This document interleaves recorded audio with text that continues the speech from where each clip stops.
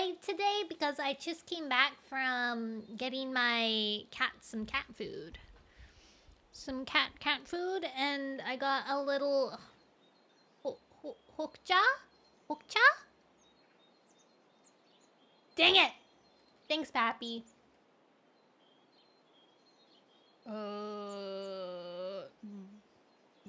Just chatting.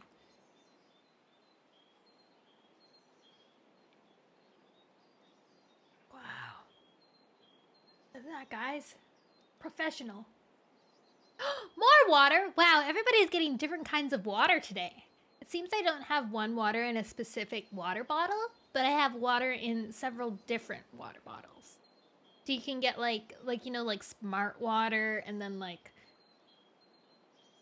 Fiji water. Those kinds of waters. Meow meows! It's meow meow day! And as you can see, guys, I've increased my Rusty farm a little bit. We almost have enough for some farm animals. Oh, my cat's crying. Wait, I think we do. Which cow should we get first? I was kind of leaning towards like this blue cow with spots. But we could always do like a typical cow. An alpaca? We don't have alpacas. Oh, maybe we don't have enough for it after all. It looks like we do. We have enough biofuel and enough fossils. Water inbox. Maybe we need to get like the animal feeder and stuff first. Yeah, that would make sense. We can't get them without the food. We're forbidden.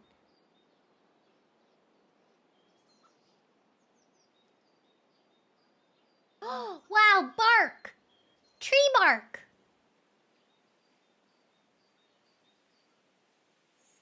And then we have... Right now they're doing some nice harvesting.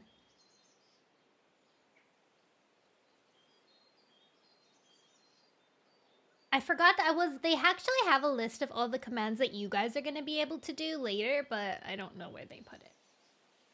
I read it briefly while they were in the midst of writing it. I don't think they thought that anyone was going to click it when I clicked it. And so they were in the midst of updating it. And so I was like, oh, I should look away. You know, like sometimes you get stressed when somebody's on the document while you're writing. Like, I don't want you to see my writing process. Go away. Go away. Oh, my back. I have a spine. You got bark too! Dang it, it's not refreshing properly. It refreshes sometimes properly. Well, it refreshes most of the time pretty well. And then every now and again it doesn't. Or maybe that's just the randomizer. Wow, a firecracker! Car, you can have my firecracker.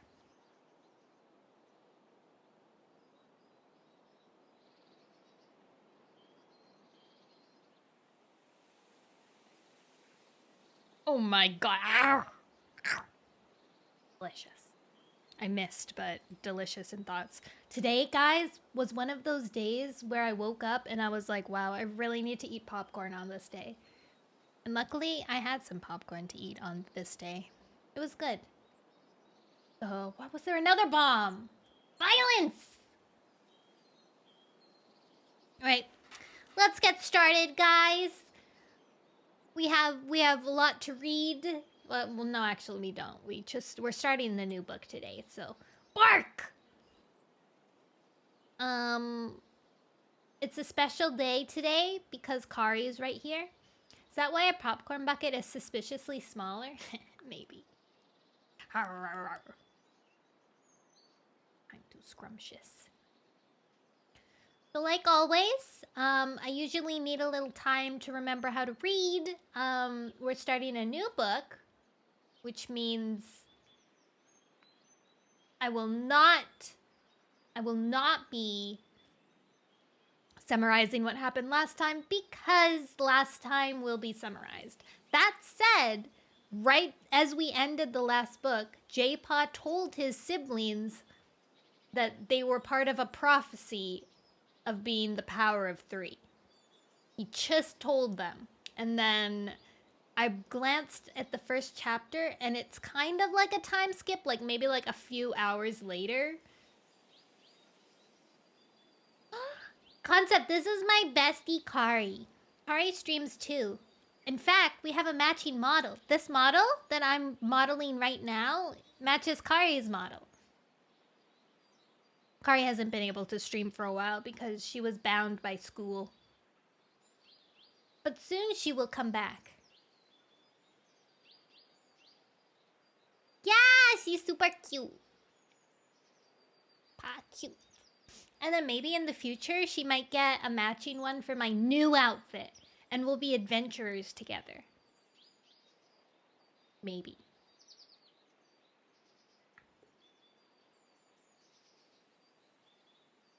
Alright, guys. That's what's happening now on the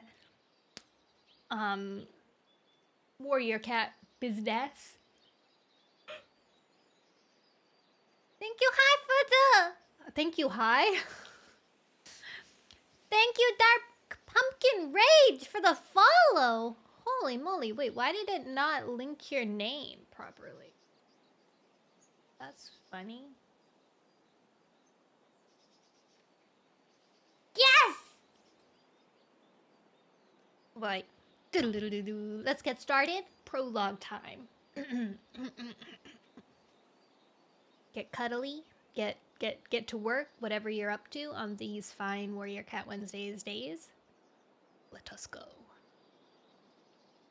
The forest shimmered in bright sunshine, the undergrowth rustling with prey.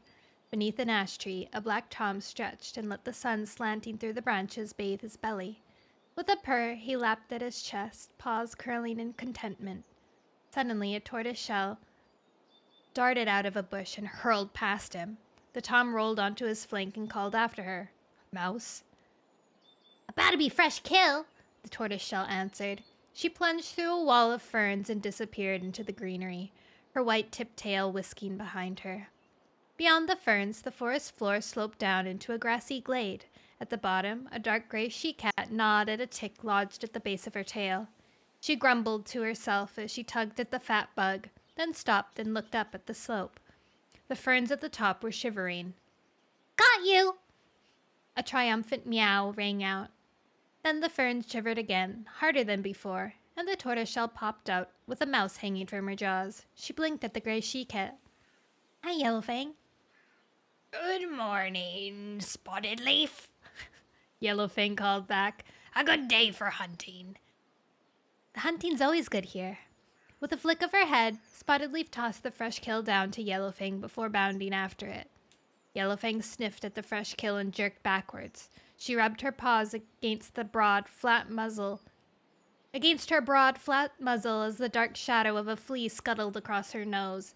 I thought these hunting grounds would be safe from fleas. You probably brought them with you. Spotted Leaf narrowed her eyes at Yellowfang's matted pelt. When will you learn to groom yourself?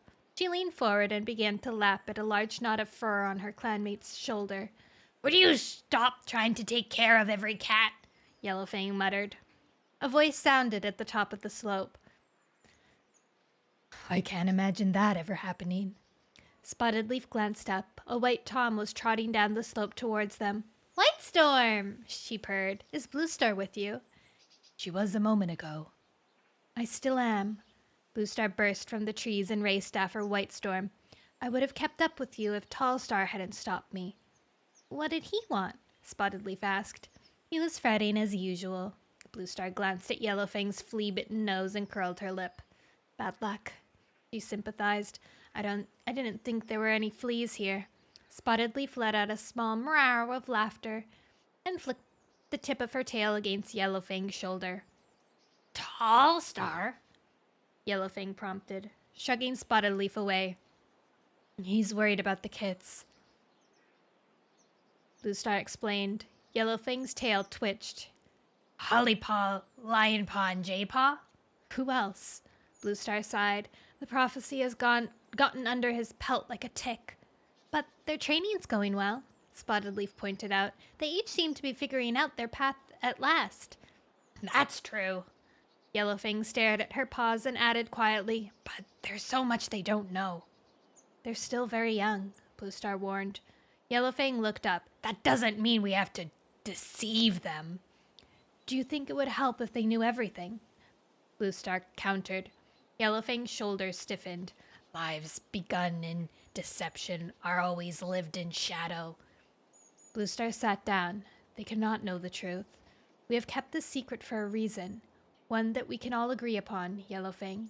We have to do what is right for the clan. Yellowfang tipped her head to one side. It's a lie. How can that be right? It wasn't us who lied to them in the first place, Whitestorm reminded her. But we go on hiding the truth, Yellowfang argued. I still think there's too much secrecy in their lives. They know about the prophecy, Spotted Leaf put in. Yellowfang shifted her paws. The prophecy! I wish they'd never heard about it. I wish I'd never heard about it. Sometimes I think it would have been better if they hadn't been given their powers at all. Spotted Leaf brushed her tail along Yellowfang's flank. You know we had nothing to do with that, she soothed. We just have to hope they use their powers wisely for the good of ThunderClan. Just ThunderClan? Whitestorm looked thoughtful. If their powers are so great, shouldn't they be used to help all the clans? Bluestar widened her eyes. These kits were born into ThunderClan. They have been raised as loyal ThunderClan warriors. Why should they feel responsibility towards any other clan? Yellowfang narrowed her eyes at the old ThunderClan leader, but said nothing. Some things we must agree to differ on, Whitestorm meowed peaceably. The most important thing is that the kits respect and listen to their warrior ancestors. Yes, Spotted Leaf agreed. We must make sure they take notice of what we tell them. Whitestorm twitched his ear where it was being tickled by a blade of grass. No cat is born so wise that it can't learn from its elders. We must guide them where we can. Easier said than done, Yellowfang muttered. A butterfly flitted overhead, making jerky progress against the breeze. Spotted Leaf's eyes flashed, and she suddenly reared up, clapping her paws together above her head. The butterfly surged upwards and out of reach. Mouse dung! Spotted Leaf dropped back onto her four paws. She noticed Bluestar padding away. Are you leaving already? Bluestar glanced back at Yellowfang. If we stay, we will argue. Yellowfang flicked the tip of her tail. So, you still think we should keep the secret from them? I understand your fears, Yellowfang, Bluestar murmured, but for now the secret is safest kept with us. Yellowfang looked away. Nothing but stubbornness, she growled under her breath. Bluestar believes she is doing the right thing, Whitestorm told her. You trusted her before, remember? He nodded to Yellowfang and Spotted Leaf, then followed Bluestar out of the glade. What about you? Yellowfang's pale stare rested on Spotted Leaf. Do you agree with all this secrecy? Truth is a powerful weapon, Spotted Leaf replied. We must be careful how we use it. That's not an answer, Yellowfang snapped. Spotted Leaf searched Yellowfang's anxious gaze. Why are you so worried? The fur along Yellowfang's spine rippled. I don't know, she admitted. I just have a feeling. Her gaze drifted towards the trees, searching the forest. Something's wrong. There is a darkness coming that not even StarClan can prevent. And when it comes, we will be helpless to protect the clans. Helpless even to protect ourselves. Dun dun dun! 2 pumpkins.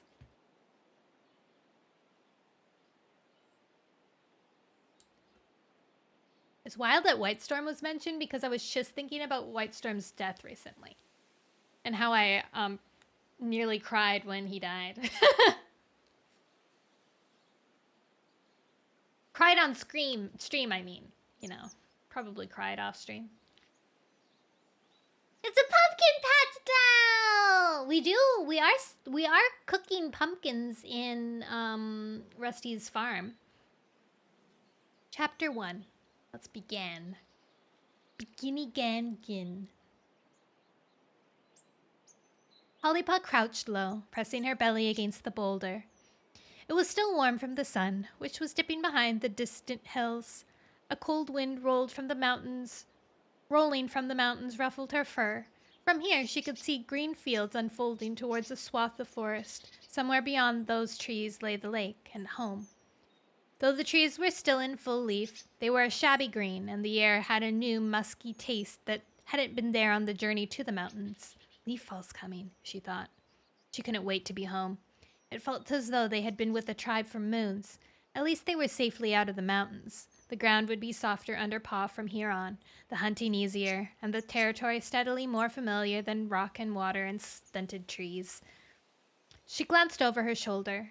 Brambleclaw and Squirrelflight were talking in low voices with Stormfur and Brook. Tawnypelt and Crowfeather leaned in beside them. Were they saying goodbye? Hollypaw was still shocked that Stormfur and Brook were staying behind. Were staying behind? Last night, at the farewell feast in the cave behind the waterfall, Stormfur had announced that he and Brook would accompany the clan cats to the foothills, but no further. Jaypaw, of course, had just shrugged and nodded, as though he'd known all along that the two cats would not be returning to ThunderClan. But Hollypaw could only guess at why any cat would want to stay in the mountains when they could live by the lake. Brook must feel the same way about the mountains as I do about my home, and Stormfur loves her enough to stay with her, wherever she is. Suddenly, a flash of brown feather caught her eye. An eagle was skimming over the rough slope below her. Ahead of it, a hare pelted in terror, throwing up dirt and grass from its long back feet. Folding its wings deftly against its sides, the eagle attacked, tumbling the hare head over heels before pinning it to the ground with thorn-sharp talons. Hollypaw envied the eagle's speed. To be able to fly like that. She closed her eyes and imagined skimming over the grass, paws hardly touching the ground, light as air, faster than any prey. I wish we would get moving again. Lionpaw's impatient mew broke through her thoughts. He patted onto the boulder and stood beside her, following her gaze towards the eagle feasting on his catch. I wish I had something in my belly, he mewed. Do you suppose we'll ever be able to fly? Hollypaw murmured. Lionpaw turned and looked at her as though she'd gone crazy. I mean, she tried to explain hurriedly, Jaypaw said we have the power of the stars in our paws. It still felt strange to say it out loud. We don't know what that means. I was just wondering if... Flying cats! Lionpaw scoffed. What'd be the point of that? Hollypaw's ears were hot with embarrassment. You've got no imagination, she snapped. Here we are with more power than any other cat ever, and you act like it's nothing at all. Why shouldn't we be able to fly, or do anything we want to do? And stop laughing at me. I'm not laughing at you. Lionpaw flicked Hollypaw's flank with his tail. I just think we'd look stupid with wings. Frustration surged in Hollypaw's chest. She rounded her brother, glaring. You're not taking this seriously enough. We've got to figure out exactly what this prophecy means. Lionpaw blinked and took a step backwards. Keep your fur on. I know Jaypaw and his visions. They sound great, but we have to live in the real world. What does the real world mean now that we have the power of the stars in our paws? We'll be able to do anything. Imagine how much we'll be able to help our clan. Lionpaw frowned. The prophecy didn't say anything about helping our clan. It just mentioned the three of us. Hollypaw stared at him. But the warrior code says we must protect our clan before anything else. Lionpaw's gaze drifted to the distant hills. Are we bound by the warrior code if we're more powerful than StarClan? He wondered out loud. How could you say such a thing? Hollypaw scolded, but a shiver of foreboding ran along her spine. If the prophecy meant that they had to live outside the warrior code, how would she know if she was right? How would she know what was right? How would she know what she was supposed to do if it came to a choice between her own safety and her clan's? Jaypaw's pelt brushed hers as he jumped up beside them. Can you two speak a bit louder? He hissed. I think some of the others didn't hear you. His blue eyes were flashing with anger. Blindness had not robbed them of showing feeling. Hollypaw spun around to see if any of the other cats had been listening, but the warriors were still deep in their own conversation. No one's taking any notice of us, she reassured him. Not every cat has such good hearing as you, Lionpaw added. Just warning you to be careful, okay? Jaypaw mewed. We have to keep this a secret. We know, Lionpaw assured him. Actually, I don't think you do, Jaypaw argued. How do you think the other cats would react if they found out we'd been born with more power than StarClan? Lionpaw glanced at Squirrelflight and Brambleclaw. They'd not believe it. I hardly believe it myself, Hollypaw admitted. They'd believe it all right. Jaypaw's voice was icy, but I don't think they'd like it. Why not? Hollypaw felt a jolt of alarm. She hadn't thought about how her clanmates would take the news. Surely they'd be glad. They must know she would only use her power to help them. Lionpaw seemed to agree with her. Won't they just want us to be the best warriors we can be? The prophecy isn't about being good warriors, Jaypaw warned. His claws scraped against the surface of the boulder in frustration. It's about having more power than StarClan. Don't you think ordinary cats might find that a bit scary? But we're not going to do anything bad, Hollypaw insisted. This is a gift to our whole clan, not just us. What did Jaypaw think they were going to do with their powers? Shh! Jaypaw's hiss cut her off as Squirrelflight bounded towards them. She halted at the edge of the boulder. What are you bickering on about? Hollypaw and Lionpaw are just arguing about who's the best hunter. Jaypaw mewed smoothly. Hollypaw opened her mouth to object, then stopped herself. She hated Lion. She couldn't give away their secret, not here. You shouldn't be standing around chatting, Squirrelflight told them, not when Brambleclaw has just told you to find fresh kill. He wants to make sure Stormfur and Brook have something to take back to the tribe. They had been so busy arguing, they hadn't heard the order. You shouldn't have to be asked twice, Squirrelflight scolded. Hollypaw hung her head. Sorry. Squirrelflight flicked her tail towards a cluster of trees at the side of the slope. Try there, and hurry up! The copse cast a long shadow that stretched up the hillside. The sun would be setting soon. Lionpaw licked his lips. There should be plenty of prey in there. Enough for everyone, Squirrelflight agreed. She turned to Jaypaw. Will you come check Tawny Paw's pads? One of them is bruised where she trod on a sharp stone. There had been enough sharp stones to bruise everybody's pads on the trek down from the mountain. Hollypaw guessed that Squirrelflight was finding Jaypaw something useful to do, since he couldn't hunt. She tensed, knowing how oversensitive Jaypaw could be. But her littermate just nodded and followed Squirrelflight back to the warriors. He didn't even bristle when his mother bent down to lick a grubby patch of fur behind his ears. The gesture pricked at Hollypaw's heart. Squirrelflight still saw them as kits. It would be easier if they were still kits. Kits didn't have to worry about having more power than their warrior ancestors. But things change, she told herself. She turned away, suddenly anxious. Would there come a time when Squirrelflight would be afraid of their own kits? What's ruffling your pelt? Lionpaw asked. Hollypaw licked the fur prickling on her shoulder. It doesn't matter. She nodded towards the copse. Let's hunt. She padded to the front of the boulder and let her paws slide over the edge. It was a short, steep drop, but the grass below looked like it would make a soft landing. She leaped. As she landed, a flurry of fur and paws knocked the breath from her body and sent her flying. Who's attacking me? Gasping, she scrambled to her paws and prepared to defend herself. Why'd you get in the way? Breezepaw. The Black Wind Clan apprentice was shaking his fur beside her. I almost had that mouse. Sorry. She began to apologize, then bristled. Why didn't that dumb furball look where he was going? I thought we were supposed to be hunting over there. She flicked her tail towards the copse. I decide where I'm gonna hunt, Breezepaw snapped. He glanced up at Lionpaw, who was peering over the edge of the boulder. At least I was hunting and not sitting around chatting with my den mates. Your den mates wouldn't want to sit around and chat with you even if they were here, Hollypaw retorted. She felt instantly guilty.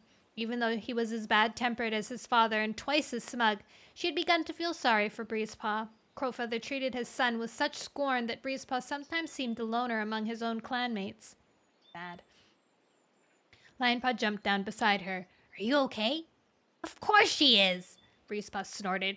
She'd be even better if she was hunting like she was supposed to, instead of getting in my way. The sooner we get this fresh kill, the better. Then we can go home. It had been obvious from the start that Breezepaw hadn't wanted to come to the mountains, and Crowfeather hadn't acted like he was glad to have him come along. He didn't seem proud of anything Breezepaw did, unlike Brambleclaw, who made Hollypaw feel like the best warrior in ThunderClan when he praised her. Compassion welled in her chest as she looked at the miserable WindClan apprentice. We'll be back at the lake before long, she mewed gently. Breezepaw glared at her. Why do we have to find fresh kill for the tribe anyway? Why can't they hunt for themselves? The compassion evaporated.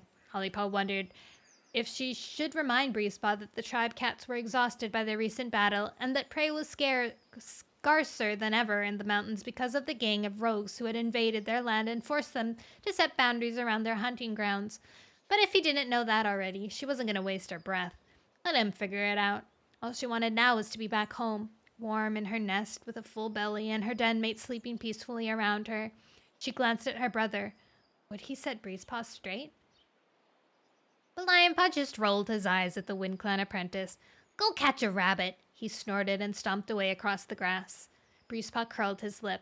ThunderClan cats think they're so special, he sneered before stalking down the slope. Hollypaw hurried after her brother. He was muttering under his breath as she caught up to him. I wish I had the power to shut that furball up once and for all. Is he joking? Hollypaw looked sideways to see if Lionpaw's eyes were shining with their usual good humor, but they were half closed in a frown. She skipped in front of him and blocked his path.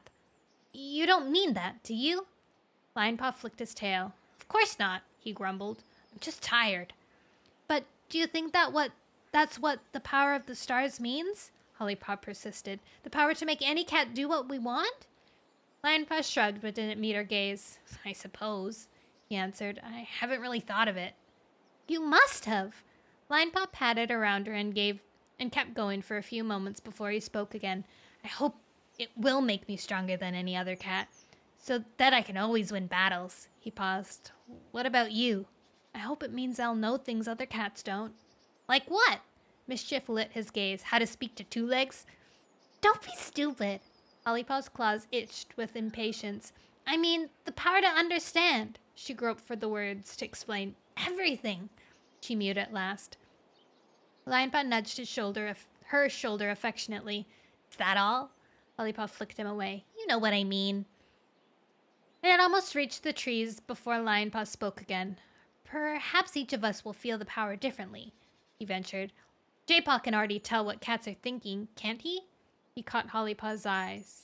He does it to you, right? Hollypaw nodded.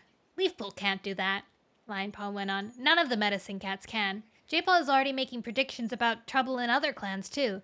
That must be his power, to see things other cats can't.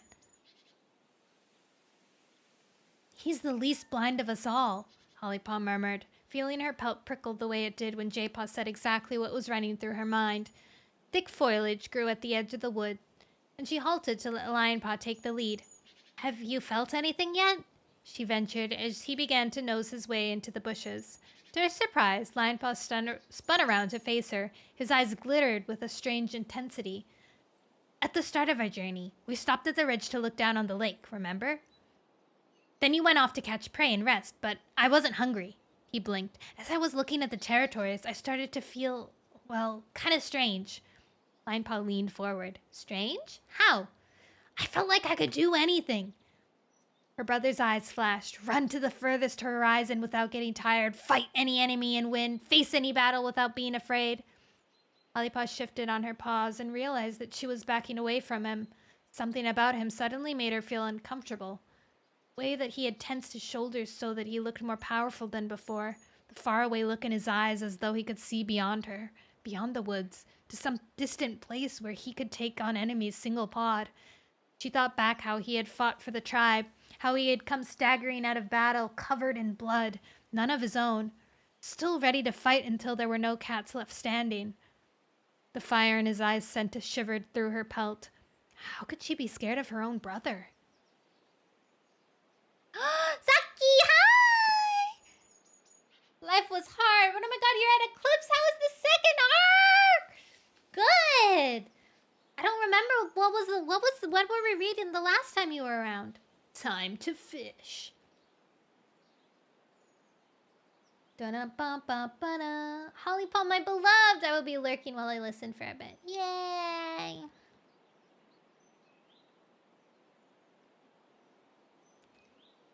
Yeah, those cats need some little booty shoes. Shoe booties.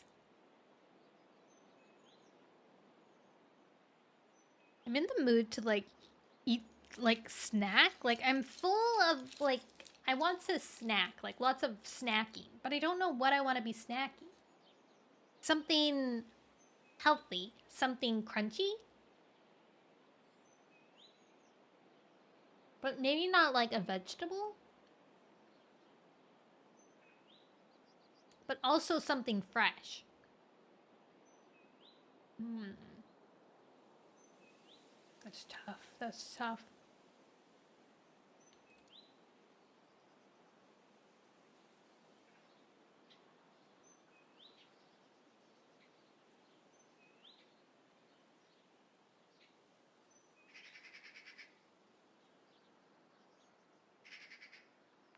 Hmm. Chapter 2! Oh my gosh, a jaypaw chapter, guys. Drill. Jaypaw touched his nose to Tawny Pelt's pad. It felt hot and fat. Swollen, he pronounced. The skin's grazed, but not with bleeding. But you already knew that. You could hear Holly Paw's and Lion Paw's faint mews as they headed away to find prey. Were they talking about the prophecy? Tawny Pelt pulled her paw from under his muzzle. I knew it would taste. I couldn't taste blood, but I wasn't sure if a stone had worked its way in. She licked it. My pads have grown so hard from the mountains, I can't tell calluses from cuts anymore. No stones. Jaypaw reassured her. He nodded towards the sound of water bubbling over rocks nearby. That stream doesn't sound too deep. Go stand in it. The water should ease the swelling. He padded after her and heard the splash as she leapt into the water. She gasped. It's cold! Good, he mewed. It'll take down the swelling quicker. He pricked his ears. Hollypaw and Lionpaw's voices had faded into the distance. At last he had shared with them the secret he had kept for so long. Telling it had felt like walking through unknown territory, each word falling like a paw step on uncertain ground. Lionpaw had accepted it as though something that had been confusing him had finally been explained. Hollypaw's reaction had been more frustrating. She only seemed concerned about how they could use their powers to help ThunderClan, and kept fretting about the warrior code. Didn't she understand that a prophecy meant more than that? They had been given a power that stretched far beyond the boundaries set by ordinary cats. Honeybelt's mew interrupted his thoughts. This water's very cold. It's mountain water. I can tell. Tawny Pelt mewed urgently. My paws have gone numb. Well, get out then. With a gasp of relief, she landed beside him and began shaking the water from her paws, scattering icy drops on his fur. Jaypaw shivered and moved away. Mountain winds and cold water were a bad mix. Does your paw still hurt?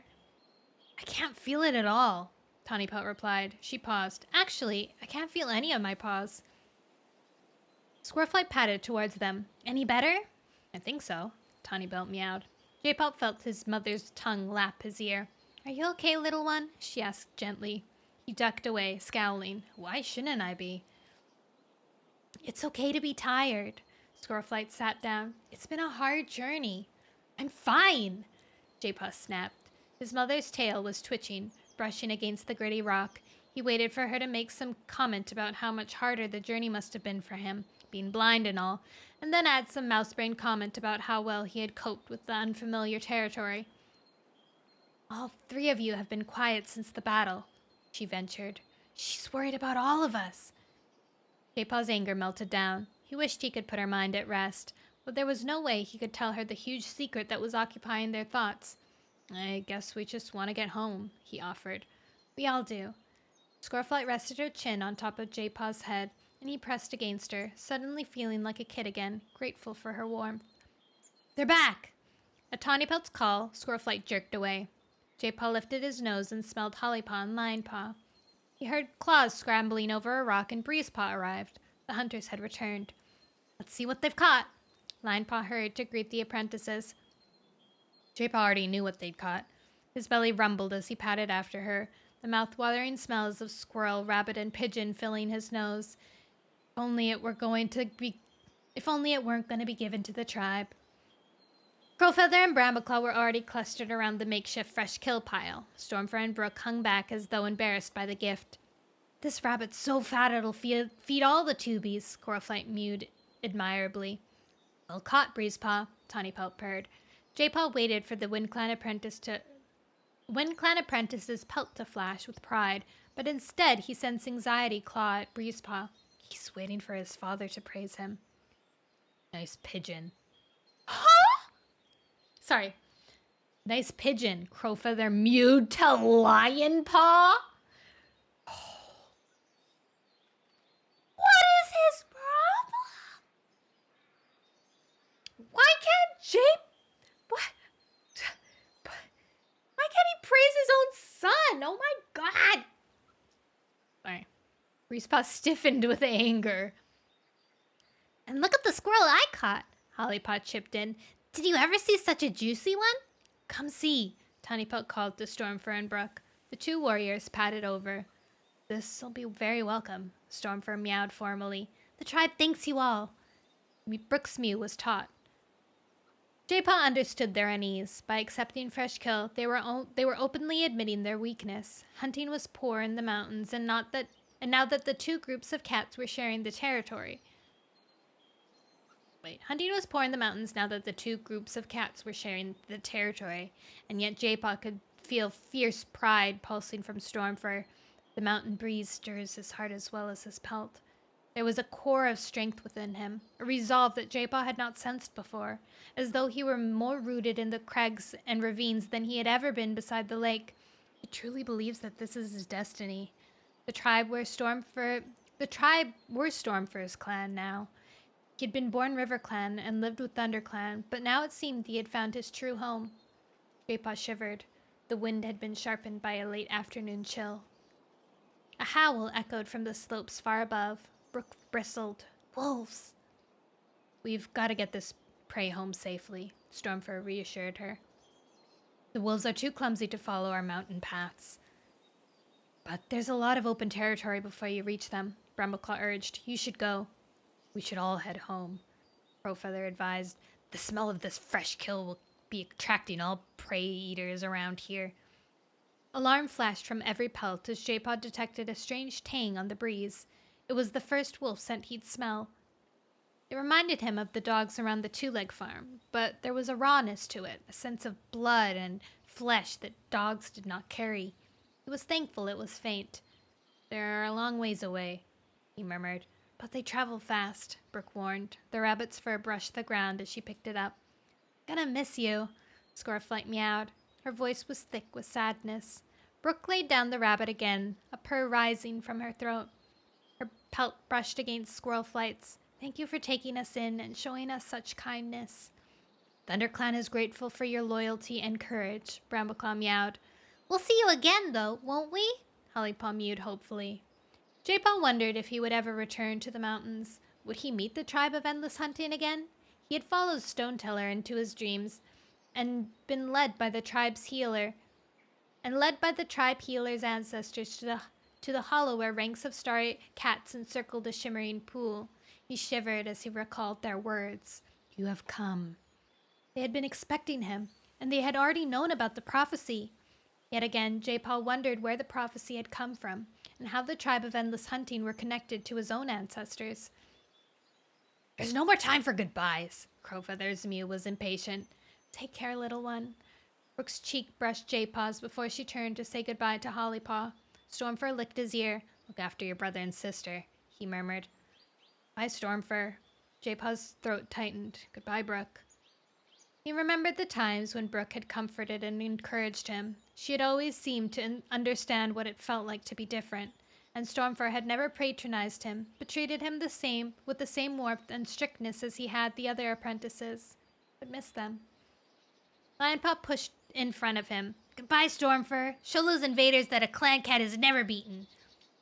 Goodbye, Lionpaw, Stormfur mewed. Remember that even though our experiences change us, we have to carry on. A rush of warmth seemed to flood between the warrior and apprentice, and Jaypaw realized with surprise that his brothers shared a special bond with Stormfur, one he had not detected before. He stood wondering about his clanmates.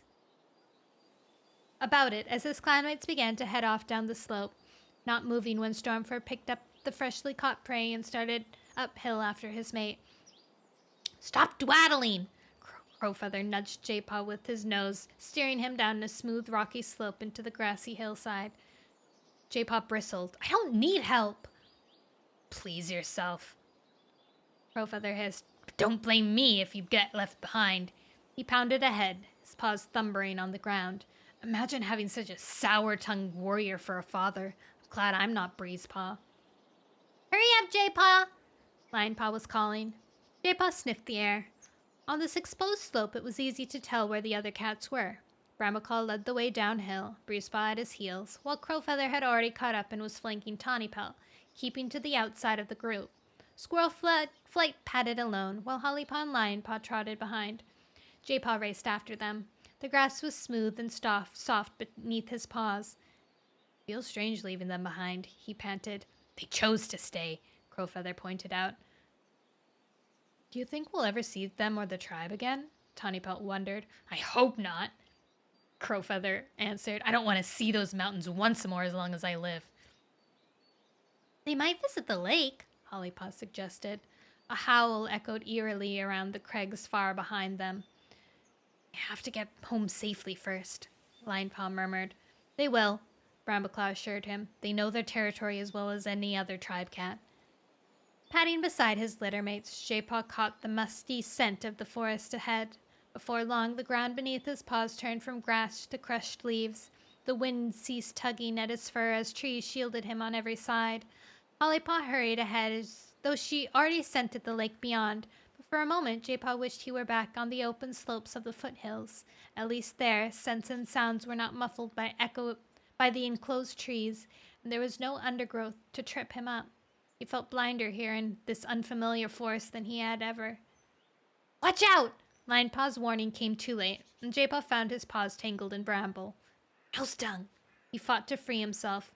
The bramble seemed to twist around his legs as if meant to ensnare him. "Stand still!"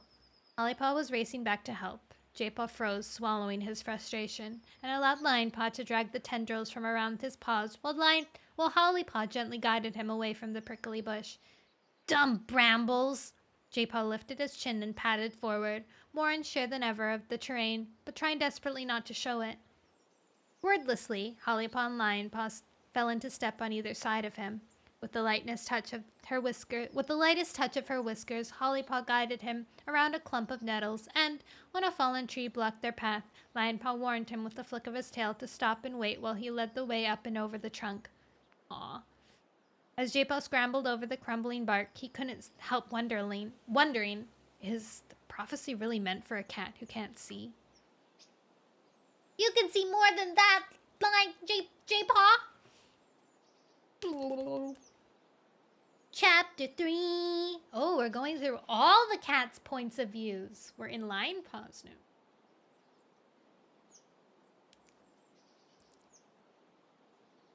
Looks like some fishy. Ooh, I've unlocked. We got some broccoli and red cabbage. Broccoli. Woo woo. Broccoli. Woohoo. Red cabbage. Scrumptious red cabbage. Oh, we need more turnips, actually.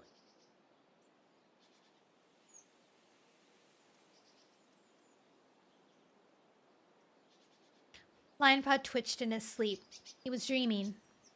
Standing on a craggy peak, he felt the mountain breeze tug at his fur. Above, a starless sky stretched back, black as a raven's wing to the distant horizon. In front of him, ridge upon ridge lay like ripples on a wind-ruffled lake. Though no moon shone, the mountain tops glowed like moonstone. "All this is mine!" Exhilarated, Lionpaw bounded forward, his powerful hind paws sending stones cracking into the shadowy valleys below. He cleared the gorge in one easy jump, landing on the ridge beyond. His claws scraped the rock, holding his paws firm. He leapt again, light as air, and breath hardly stirring in his chest. His tail seemed to brush the pelt-soft sky, and, with the blood rushing in his ears, he lifted his chin and yowled, his voice echoing like thunder around the empty mountains. I have the power of the stars in my paws! Lion Paw! Ashfur's call jolted Lion Paw awake. Hunting patrol! Lion Paw blinked open his eyes. Sunshine pierced the branches of his den, yellow sunbeams spearing straight downward. The other nests were empty.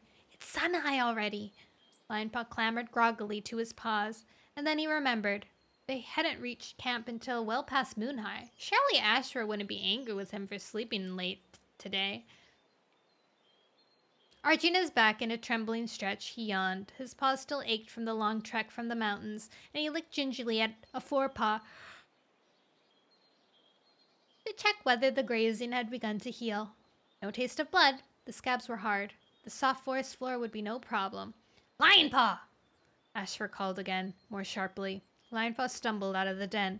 Surely he deserved some time to rest. Heavy-pawed, he padded into the clearing, narrowing his eyes against the green-leaf sun. It flooded the camp and warmed his pelt. A light breeze stirred the trees encircling the top of the hollow. In the mountains, the only shelter from the wind had been the damp and chilly cave behind the waterfall. How in the name of Starkland did the tribe survive Leaf Bear? Greenleaf had been cold enough. Awake at last, Ashfur greeted him. The prey's probably grown old and died while they've been waiting for you. And it'll be easier to catch, Lion Paw grumbled. I know you're tired, Ashfur conceded, but Ice Paw is itching to get out in the forest, and I promised White Wing we'd go with them. Ice Paw. Lion Paw noticed Ice Paw for the first time. The young apprentice was bouncing around the clearing like a new leaf hare, leaping and twisting as she darted at invisible prey. Her prey might have been invisible, but Ice Paw, with her sleek white pelt and bright blue eyes, certainly wasn't. Perhaps that was why Firestar had made White Wing her mentor.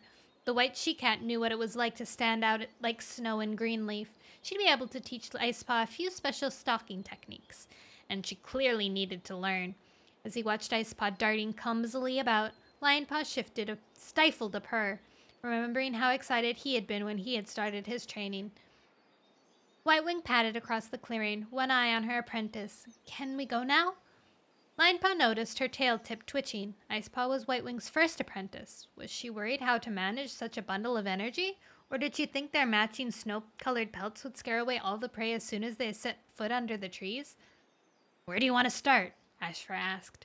White Wing eyed Ice Paw thoughtfully as the little white cat hurled herself awkwardly at a pile of leaves, sending them scattering in all directions. Do you think Ice Paw would do better by the ancient oak or the old thunder path? Lion Paw's belly rumbled. He gazed at the fresh kill pile. A plump mouse was lying on top, but the clan had to be fed before he could eat. It was the first rule apprentices had to learn, and the hardest. There's usually more prey around the oak, he suggested. Ignoring Lion Paw, Ashfur dipped his head to White Wing. It's your decision. Lion Paw felt a prickle of annoyance. Why bother waking him up at all? They clearly weren't interested in his opinion, and neither of them had asked about his journey to the mountains. He stared angrily around camp. No cat seemed the slightest bit interested in his return. Mousefur was sunning herself outside the Elder's Den. Ferncloud and Sorreltail was sharing a pigeon beneath the high ledge, their hunting clearly finished for the day. Leafpool just was disappearing into the nursery, holding leaves between her jaws. Weren't any of them curious about the mountain or his adventure? Hi, Lion Paw! Ice Paw called to him. Am I doing this right? She was creeping forward in a hunting crouch, her tail lashing. Yeah, Lion Paw mewed absently. Doesn't anyone care about me? You need to keep your tail still, Ice Paw, Ashfur advised. Lion Paw looked at his mentor in surprise. I thought you weren't interested in apprentices. Ashfur met his gaze, eyes narrowed, then turned pointedly back to Ice Paw. If you stir up the leaves, the prey will know you're coming. Clearly, he thought that Lion Paw should have pointed out Ice Paw's mistake. Lion Paw's fur bristled. Why did Ashfur expect him to mentor another cat's apprentice? That was White Wing's duty. Then, with a flash of remorse, he remembered how grateful he'd been when Stormfur, a Graystripe, had gently pointed out his mistakes. He padded over to the younger cat. I'll show you what he means. He crouched beside her. Keep your back down like this. Then the flatter you are, the less visible you'll be. Like this? Icepaw squashed herself against the ground. Exactly. Icepaw blinked up at him, her eyes like pools of sky. Thanks, Lionpaw. I'm very nervous about hunting, actually. Lionpaw brushed the tip of his tail over her back. You'll be fine, he promised. Just copy our mentors and don't expect to make a catch on your first try. Took me ages to get it right, he added. Icepaw nodded, looking very earnest, and Lionpaw gave her ear a lick. Was this how it felt being a mentor? He liked the idea of teaching a young cat everything he knew about hunting and fighting, and watching them grow from a tumbling kit to a strong, quick-pawed warrior. But what if the prophecy took him on a path away from being a normal warrior, mentoring apprentices and carrying out regular clan duties?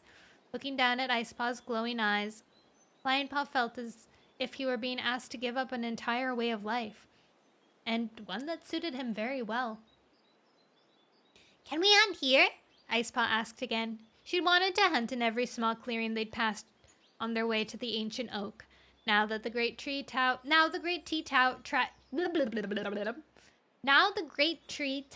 above them, the ground beneath littered with leaves and acorn cups. At the edge of the glade, ferns clustered together in pools of light filtering through the branches. Whitewing glanced at Ashfur. Should we keep going to the lake? She asked. There might be prey near the shore. Ashfur gazed back at her, but didn't reply. Why isn't he helping her? Lionpaw tried to catch his mentor's eye. Whitewing scanned the clearing. Here is fine, she decided. Perhaps that clump of ferns? Lionpaw noticed her tail twitching again. If Ashfur wasn't going to help her, perhaps he could. There's a bramble, his suggestion was silenced by Ashfur's flicking his tail across his mouth. The warrior nodded at Whitewing.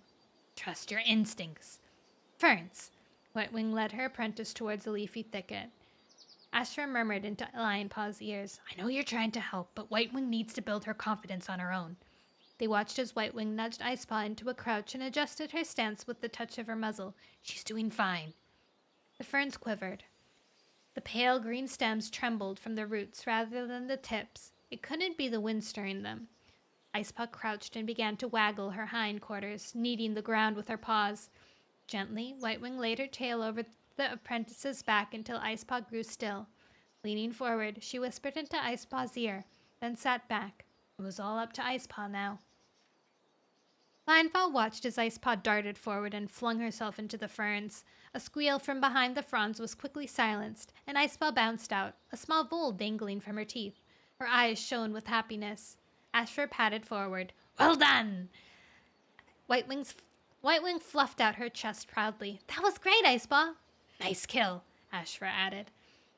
So much excitement for over a tiny vole. It was probably too young to even run away if it wanted to. Lionpaw's thoughts flickered back to the battle in the mountains. He was glad Icepaw had made her first kill so quickly, but what would they have said if they'd seen him fighting the mountain cats? Catching a bite of prey didn't compare to defeating a whole clan single-pawed. Thrush! Hearing Ashfur's whispered alert, Lionpaw glanced over his shoulder, following his mentor's gaze. A fat thrush was pecking among the leaves beyond the wide trunk of the oak. Silent as a snake, Lionpaw slithered around until he was behind it. Crouching onto his belly, he began to steal towards the thrush, tail lifted slightly so it didn't stir the leaves. The thrush was searching for insects, unaware of the danger. Lionpaw felt a glimmer of satisfaction. Such a dumb bird deserved to be fresh kill. He paused, judged the distance, then jumped. His massive leap cleared the tree roots and carried him 3 foxtails across the forest floor. The thrush spread its wings in panic, struggling to take flight, but it was too late. Lionpaw landed with deadly precision, flattening the bird with his wings outstretched, and killed it with a sharp nip to the spine. That was fantastic! Icepaw was staring at him from the other side of the tree, her eyes wide with awe. Whitewing's ears were pressed back in surprise. Lionpaw felt something tickling his nose. One of the thrush's soft feathers had stuck to his muzzle. He swiped it away, feeling self-conscious. Ashfur nodded. Impressive. That was a huge leap, Whitewing meowed. You could have easily missed. No, I couldn't. Linepaw bit back the thought. Considering the surprise still lingering in his clanmate's eyes, he decided it might be better to let them think that it had been a lucky strike. Perhaps Jaypaw was right. They might not be too happy to know the truth behind this powerful kill. I see. So Lionpaw's powers seem to be he's like the ideal warrior. He's good at all warrior things. Hunting, fighting, eating, sleeping.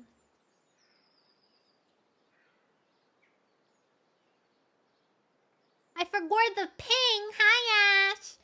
Welcome in. We've just been reading, as you know. The ants go marching 5 by 5. Hurrah, hurrah. I was gonna say that's Ash's worst. Most not worst. What's the word I'm looking for? Most unlike song, but I know that it is actually other songs. Why am I lagging?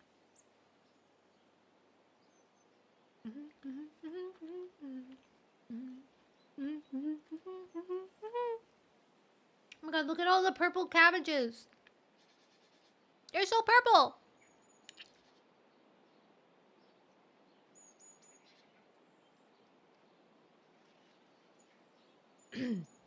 As they headed back to camp, Lionpaw's nostrils filled with the mouth-watering aroma of the thrush.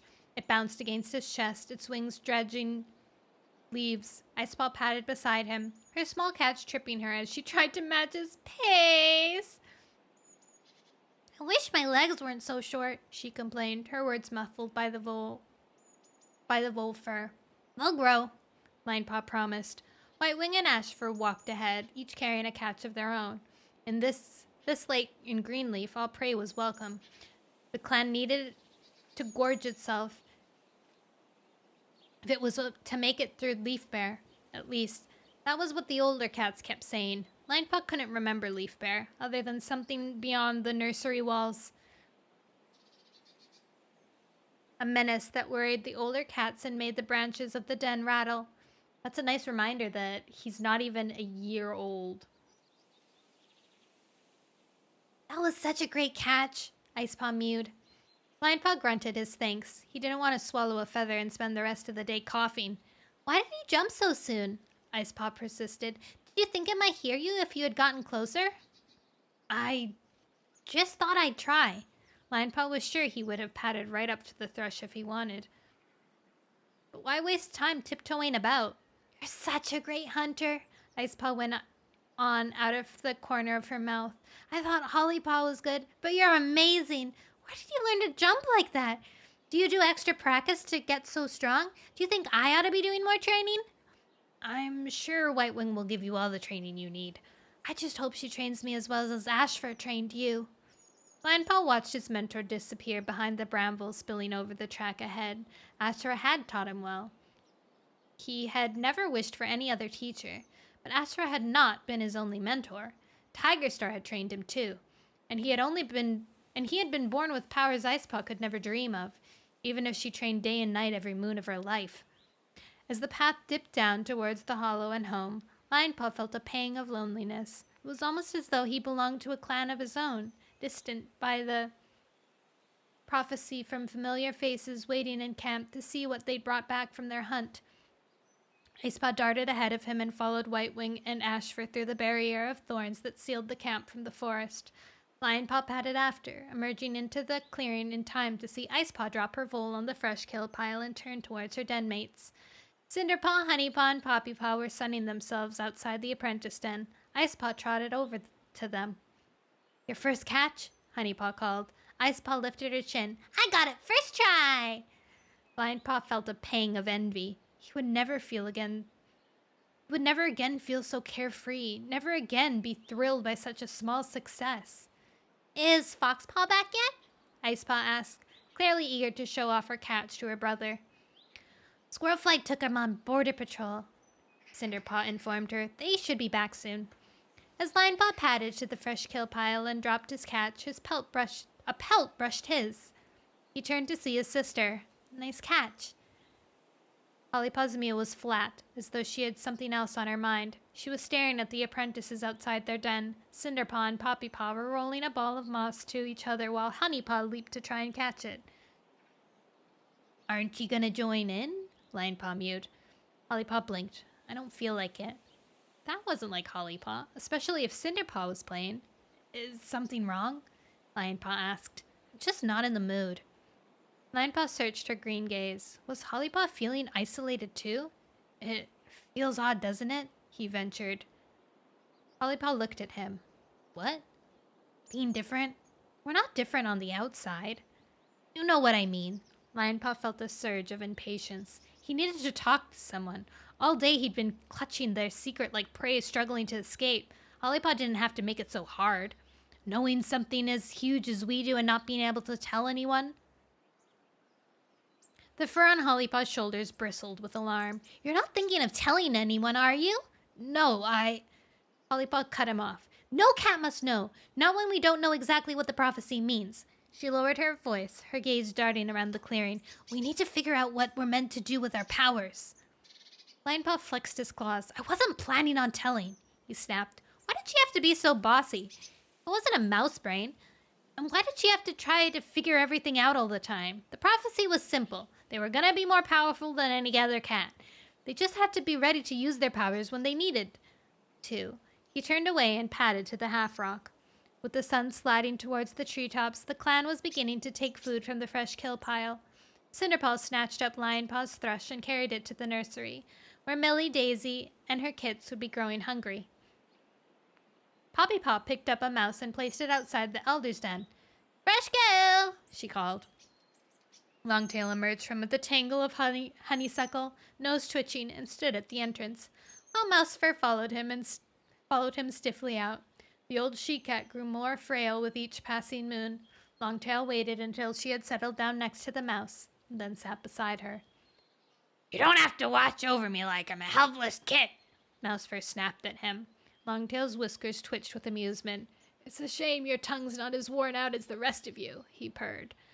Mousefur swiped at him with her tail, catching him between the ear. Do you want some of this? She nosed the mouse towards him.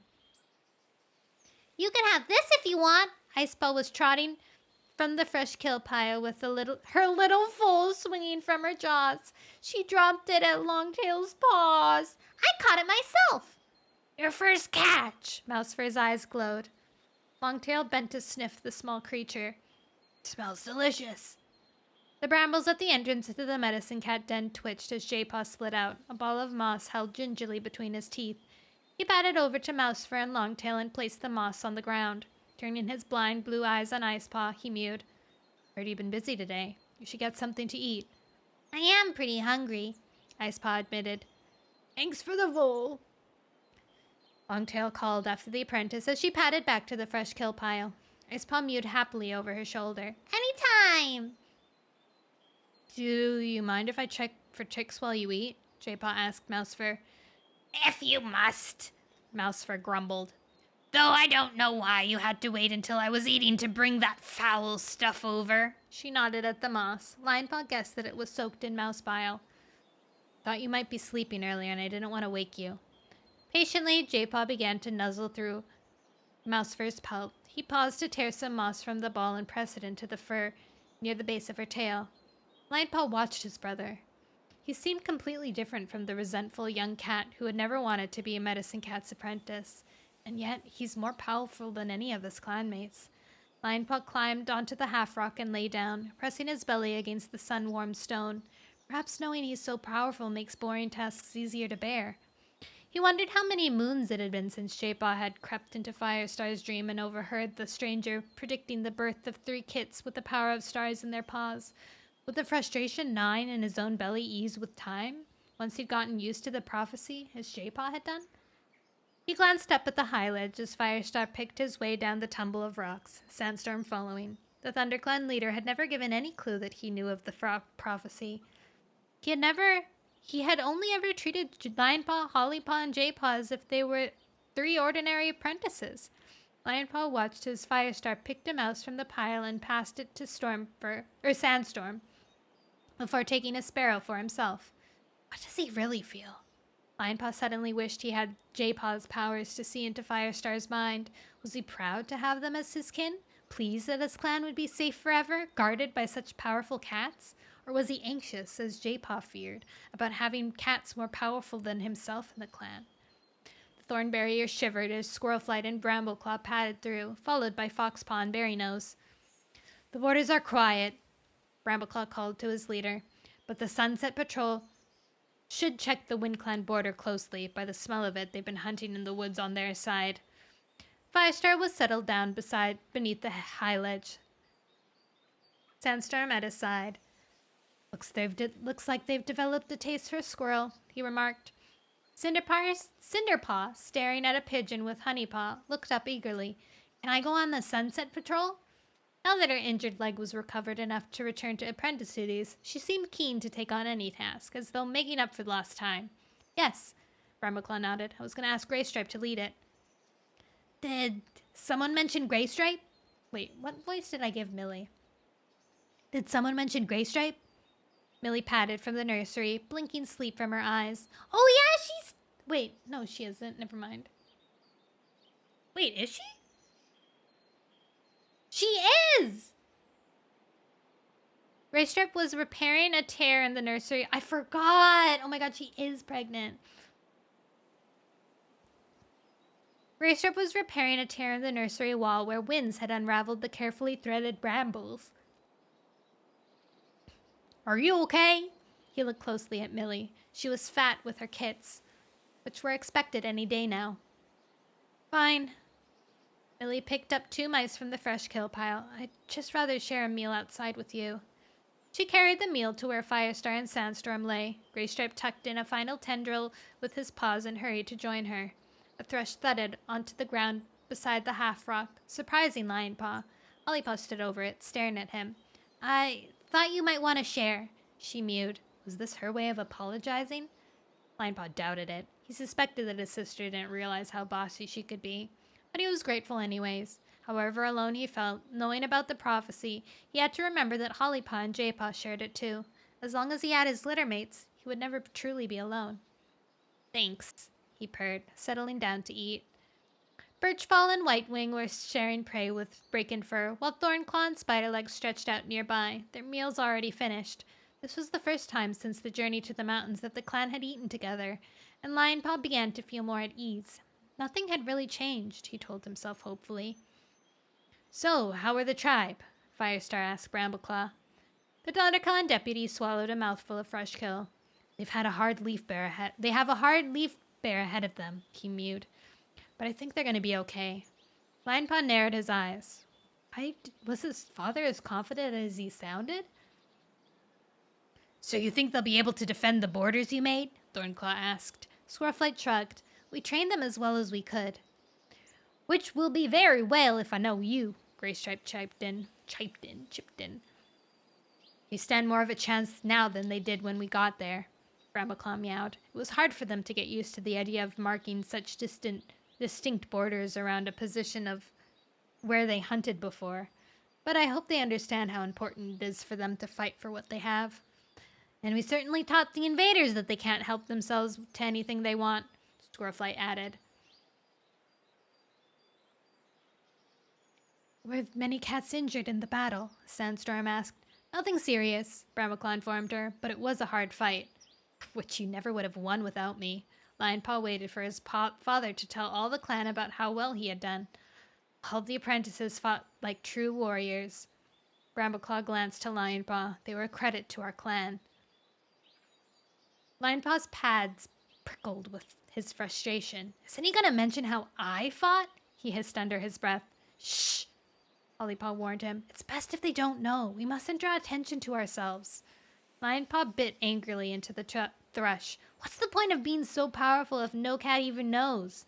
He found himself half wishing for another battle this moon, so he could show his clanmates just what sort of warrior he was going to be. The other clans had better watch out then, he thought darkly. Paws weary, muscles still aching from the journey, Lionpaw crept into his nest. Just one long sleep and he'd feel more like his old self. He spiraled down into the clean, dry moss and closed his eyes. You're not going straight to sleep, are you? Poppy Paw called across the den. Don't you want to hear what Sandstorm said to me while we were training? Honey Paw prompted. I'm tired, Lion Paw murmured. He wasn't in the mood to share clan gossip with his den mate. Suit yourself. Suddenly, two small paws landed on his back, digging into his ribs. Sorry! Foxpaw backed away as Lion Paw's head shot up. Lion Paw glared at the young apprentice. Watch out! I was just showing Icepaw how I was gonna catch a fox when I earned my warrior name. Foxpaw mewed. I want to be called Foxcatcher. Well, you've proven you can catch a sleeping cat, Honeypaw teased. Icepaw jumped to her brother's defense. I'll catch a real fox one day. Yeah, right. Poppypaw tossed a wad of moss at the white apprentice. Foxpaw leaped up and caught the moss before it reached his sister, batting it back towards Poppypaw. I will catch one. Just you wait. You couldn't catch Greencough. Poppypaw taunted him. Yes, I could, Foxpaw argued. The other apprentices purred with amusement. I mean, I could catch anything I want. Foxpaw backtracked quickly. If only Squirrelflight would stop fussing over me all the time. She might stop fussing if you would stop wandering off, Honeypaw pointed out. We have to wait for ages while she went to look for you today. The squirrel I'd been tracking was in Shadow Clan territory by the time she brought you back. I was exploring, Foxpaw protested. Well, come explore this. Cinderpaw had squeezed into the den. Lionpaw could smell honey, but he stayed where he was while the other apprentices scrambled from their nests to see what Cinderpaw had brought. Where did you find it? Icepaw gasped. Cloudtail found a hive in a hollow trunk when we were patrolling near the abandoned two-leg place, Cinderpaw explained. He managed to get his paw in and grab a chunk of the honeycomb. Did he get stung? Foxpaw mewed. Only once. I haven't had honey for moons. Poppypaw sighed. Cloudtail gave most of it to Leafpool and her stores. But he said I could have this bit, Cinderpaw mewed. Can I have a lick? Icepaw begged. Go on then, but not too much, Cinderpaw offered. It's for everyone to share.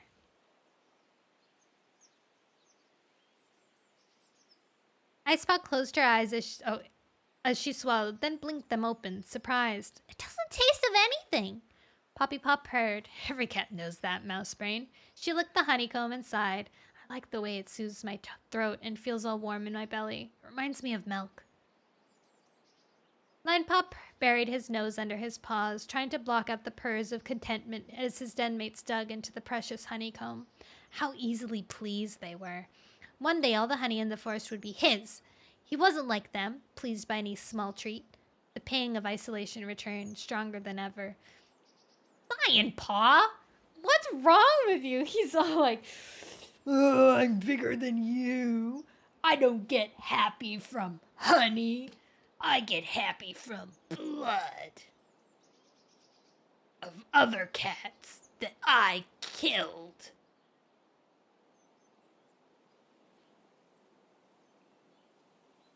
A warm body brushed against him. Hollypaw had crept into the den and was settling down beside him. Not joining in with the honey feast, Linepaw whispered. Let them enjoy it, she whispered back. Suddenly feeling less alone, Linepaw closed his eyes and slipped into sleep. He can't be edgy. That's Jaypaw's role.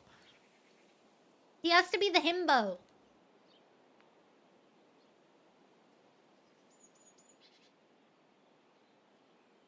Otherwise, he'll turn into a mini tiger star, probably. Dreaming, Linepaw felt the forest floor cold beneath his paws, prickly with pine needles. A thin mist cloaked the ground and swirled around the lines of straight, bare trunks that stretched away into darkness. It's about time you came back to us, Tiger Star's low growl echoed from the shadows. Linepaw saw the outline of massive shoulders as the warriors padded out from the trees. Hawkfrost followed at his heels. You need all the training we can give you. Linepaw bristled. But didn't you see me fight in the mountains? How much more training did he need? He was already a better fighter than any of his clanmates. He had proven it. We're not concerned with your past battles, Tiger Star meowed briskly. Only the battles to come. Linepaw narrowed his eyes. That sounded like an excuse. They couldn't see me in the mountains. Even Tiger Star's powers had their limits. Let's see if you can use your brains as well as your strength. Tiger Star patted behind Lion Paw and nudged him toward Hawkfrost. Try attacking Hawkfrost like from his weaker side. Why don't you want to hear about the mountain cats? Tiger Star lashed his tail. They're no concern of mine. He's not interested. Lionpaw stared at his ghostly mentor. Didn't he think Lionpaw could have learned something from going on the long journey and battling against different cats? Did Tiger Star really believe he knew everything about fighting? Well, he certainly didn't know everything about Lionpaw. Maybe it was about time he did. What are you waiting for? Tiger Star snapped. Attack Hawkfrost! Anger surged in Lionpaw's belly. He leapt for Hawkfrost and, unsheathing his claws, raked the striped warrior's flank so fiercely he felt the skin burst and blood splatter his paw. Yowling in fury, Hawkfrost jumped away from him, hackles raised. Lionpaw swung around to face Tiger Star. Will you listen to me now? I've got something important to tell you. There's a prophecy about me. That's why I can fight the way I can. Tiger Star's eyes flashed. What do you mean a prophecy? An old cat told Firestar in a dream, there will be 3, kin of your kin, who will hold the power of the stars in their paws. Lionpaw recited the words just as Jaypaw had told him. Don't you see? It must be about us, because Squirrelflight is Firestar's kin. Tiger Star snorted in disgust. Firestar. But it's true! It was revealed to me in a dream. That's all. That's literally Jaypaw. That's literally all Jaypaw. It was revealed to me in a dream. Oh my gosh. It's so funny. How obsessed Tiger Star is with Firestar. Lionpaw just tells him this huge, big, powerful prophecy about he's gonna be stronger than all the cats. Oh my god! Look at that! You got a meal! Yummy! He's just revealed this huge prophecy about he's gonna be stronger than Star Clan, Tiger Star's literal, rival enemy, and he's like, ugh, Firestar. Ugh, gross, Firestar. Gosh. But it's true. Lionpaw is... Oh my god, you got a meal too. That was a very, very, very big fish. Must be one of the fish you've caught that you turned into a meal. That was massive. The plate looks very small. If you'd seen me fight in the mountains, you'd know. I defeated every cat who faced me. I felt like I could have fought forever and still defeated them all. Only because I've trained you, Tiger Star growled. It's more than that, Lionpaw argued. I've got the power of stars in my paws. And Firestar told you this, did he? Tiger Star sneered. No. Lionpaw dug his claws into the cold earth. Jaypaw walked into one of Firestar's dreams. He overheard it. Tiger Star's eyes suddenly glittered with amusement. I see. He mocked. A cat has a dream, and that means you're the most powerful creature who ever lived. Why wasn't Tiger Star taking this seriously? Wasn't he proud to have kin who might eventually rule the forest? Wasn't that what he wanted? Tiger Star felt a growl rising in his throat. Perhaps Tiger Star wanted that only for himself. Don't laugh at me. Hawkfrost's whiskers twitched. Look at the little warrior, pretending he's Firestar, all big and brave. How do you explain the battle in the mountains, then? Lionpaw demanded. I wasn't even hurt. You beat a bunch of half-starved, untrained rogues, Hawkfrost taunted him. Wow, that's a real sign of a great warrior. Lionpaw blinked. The ground suddenly felt colder under his paws. What if they were right? The mountain cats hadn't exactly been a clan of highly skilled warriors. The tribe could have beaten them with any of the clan cat's help. They didn't need the most powerful cat ever to win the battle. What if the prophecy was just a dream? Not so sure now, are you? Tiger Star flicked his tail. I know it must be nice to believe you're the greatest warrior that ever lived, but would Firestar really have sent 3 such important cats to the mountains, where they might have been killed? Lionpaw's belly fluttered with doubt. Firestar had never said anything about the prophecy. If he really believed they were special, he wouldn't have risked their lives. He would have kept them safe in camp, where they could take care of their clan. Tiger Star leaned forward, his breath stirring Lion Paw's whiskers. There's only one path to power. He is training. Practice your battle skills, practice hard, and one day you may well be the most powerful cat in the forest. He drew back, his voice hardening. Now, repeat the battle move, but this time keep your claws sheathed, unless I say otherwise. Dang. It's just a sardine on a really small plate.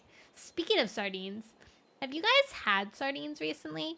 I've been feeling like I should test having a sardine again. I had them on pizza once and they were super salty, but my really good friend in real life, she like texted me saying like, "Oh, I've been really into sardines lately." And I was like, "What?" And she's like, "Yeah, they have like different flavors and stuff, and I have them on crackers." And I was like, "Oh, maybe I should try them again." One of my favorite things I used to do, because I would always have treats in my pocket for my doggy, and they were usually sardines, and I would, whenever I happened to have my hand in my pocket and I felt a sardine, whoever I was with, I would be like, "Bet you can't guess what's in my pocket," or "Guess what's in my pocket right now?" And they'd be like, I don't know, a pen?" And then I'd be, "No, a sardine." And then I would take out the whole sardine and they would stare at it, and the sardine would stare back at them because it still had eyes. What a drama kid. I never was in drama. I was a drama not kid. Drama kid coded, but not a drama kid. It's true. I had too much anxiety to do performances in front of a class. Even in front of my friends, I couldn't do it. Theater kid? Nah, I had anxiety.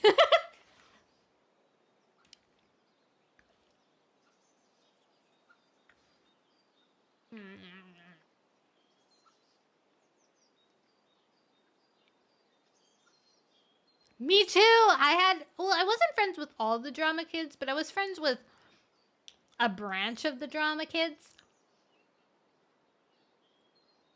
Because we had drama kids. We had drama kids that crossed over into graphics kids, and I was a graphic kid. Which is like Photoshop kids. You did? That's so cute. I wasn't that close to them. But we had like a hallway, and it was like that. I don't think it was called the drama kid hallway, but it was like a nerd like hallway where drama kids and graphics kids would hang out, but like real graphics kids would hang out in the graphics room, because the graphics room was cool. Because our teacher, he would let us, every now and then he would let everybody, I think maybe every year, he would let the new year repaint the tables. Like he had these like the tables, they would be all covered in stuff, and throughout the year, if you wanted to, you could just like draw all over the tables. Graphics kid, it was like we would do Photoshop stuff, and we would like, I don't know, make Photoshop things. It wasn't like drawing per se, it was like graphic design, but also not really, because I don't think I was ever taught how to use Photoshop properly. It was just kind of like, it was really preparing you for that art school philosophy where it was like, you stood in front of a crowd and you'd be like, "This represents the deeper meaning of life. All my secrets are written on my face, and that's the truth." My small town couldn't even spell graphics. And we had like the art kids, and the art kids were in the art room most of the time. Sometimes they came into the graphics room because they were also a kind of group of kids that leaked over into the graphics kids. And then we also had the photo kids. And the photo kids were more normie-like, but they had friends who were graphic kids. And they also had to do a lot of work in Photoshop with their photos. And also the photo room was in the graphics room. So they kind of hung out there, but they were like more normie than the rest of everybody. Like they were like cool graphics kids. And then we had the ceramics kids, and the ceramics kids were also kind of like they spilled into the graphics kids, but not so much. They were very designated ceramics kids who were like, they would spend all their time in the ceramics room because you could do your work in the ceramics room whenever you wanted to. You have the first chapter to like 8 school drama VNs in this little story. And then there was like in the ceramics room, right? They're like tables, and there were 2 rows of tables, and one of the very back tables was where the ceramics kids hung out, and they were always there. I've never seen them not there, and they would just be doing some crazy intricate ceramics thing, and some of it, and it wasn't even like their project for the class. It was like their side project because they were allowed to do whatever they wanted. Like if you were in ceramics, you could do whatever you wanted. You could just come in before school, after school, during school, and just make things. I'm pretty sure some people, when they skip class, they would just go to the ceramics room and make more ceramics. And then we had the math kids, the mathletes, as one might say, or the eye of the pie, because that's what they were called. Actually, I don't know what they were called. Pie kids? Ew, math. Weirdly enough, all our popular kids, or at least most of the popular kids, it was like we had a weird branch, okay? We had like popular kids in the French immersion land and popular kids in the English land. And all the popular kids from the French immersion land were like the smartest people. Like they were in mathletes, they were getting top of their class. You would go into like the tutor room, which is where they hung out. They hung out in the tutor room. And they would do their homework there, and the tutor room was like connected to the science room, so they could get like science help from the science teachers. And yeah, you would go in there, and they would like be really upset if they got like a really bad grade and stuff, and then that's when like everybody else would sit there and be like, dang, your parents are really strict, that sucks for you, while they like sobbed. But also they were really popular because being smart was popular. It was like everyone who was dumb, it was like, you don't even know French? That's so dumb of you. Like, why don't you know French? It was like that. But if you were in the English world and you were popular, it was very typical. It was croissant. It was very typical, kind of like dumb, pretty people. There were, and like the people who were smart, who were popular, you would never know because they hid it. It was like almost shameful to like say that you were smart, or if you were, that you didn't want to say it because all of your other friends would be like embarrassed or like feel bad. You know, dumb and pretty, my people. And there were like the jocks and stuff. They were also part of that crew. Personally, I was part of the everyone crew. I could kind of like, I was like ditto. I could like morph into different beings, be everywhere at once. But except they didn't really hang out with popular people. Oh, there's also the math people also would hang out in the math tutor room. There's two different rooms. There's like the tutor room, which is like, or maybe it was the career room. I think it might have been the career room because you could get like pamphlets for like colleges and stuff.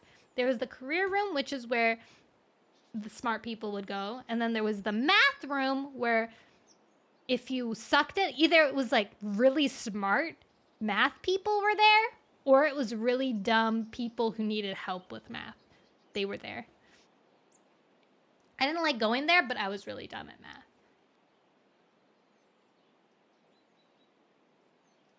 The cliches, they're really strong.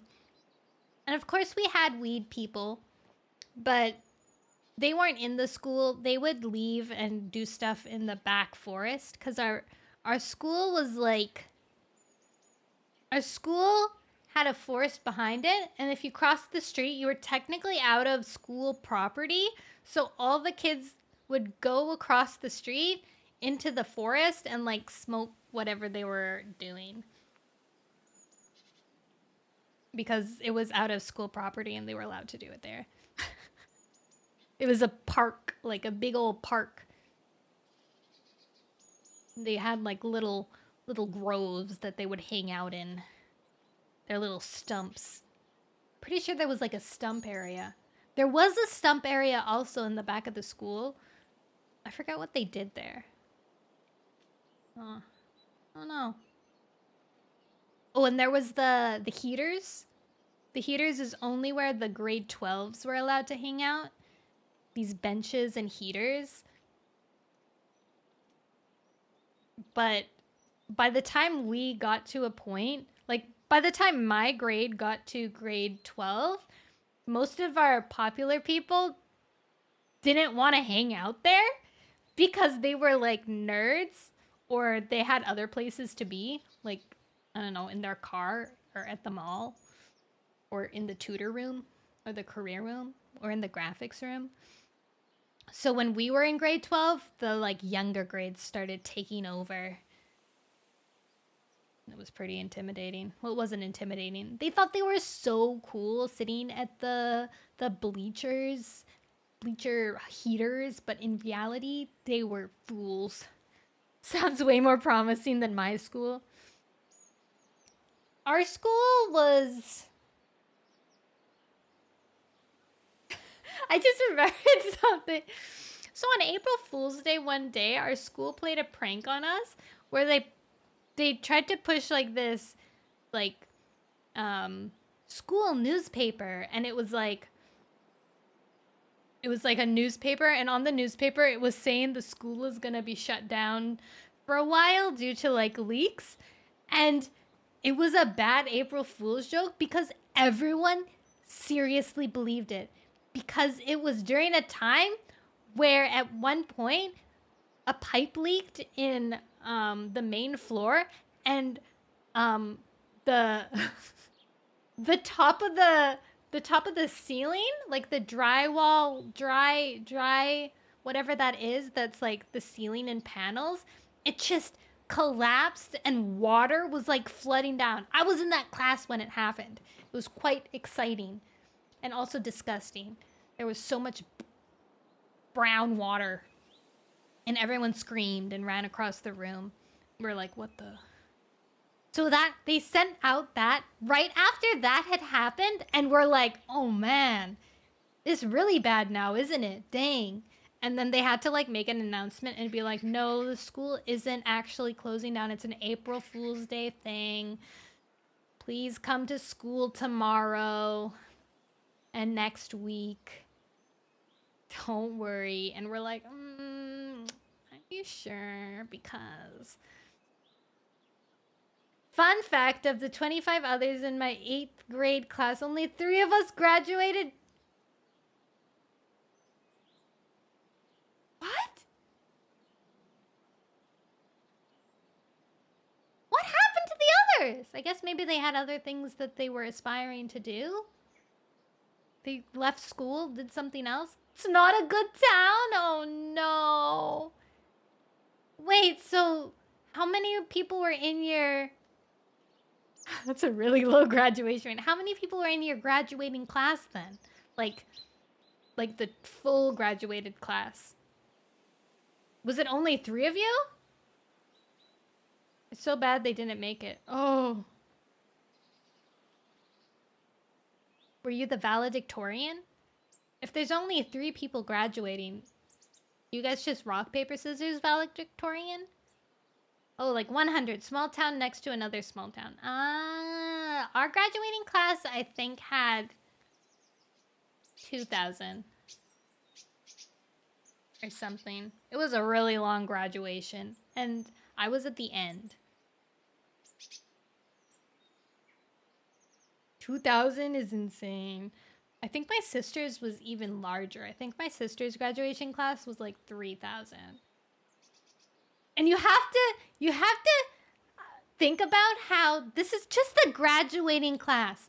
There's grade 9, 10, 11, and 12. And if each class, like each graduating class is around 3,000, can you imagine how many people are in the school? Like 9,000, 12,000? That's so many.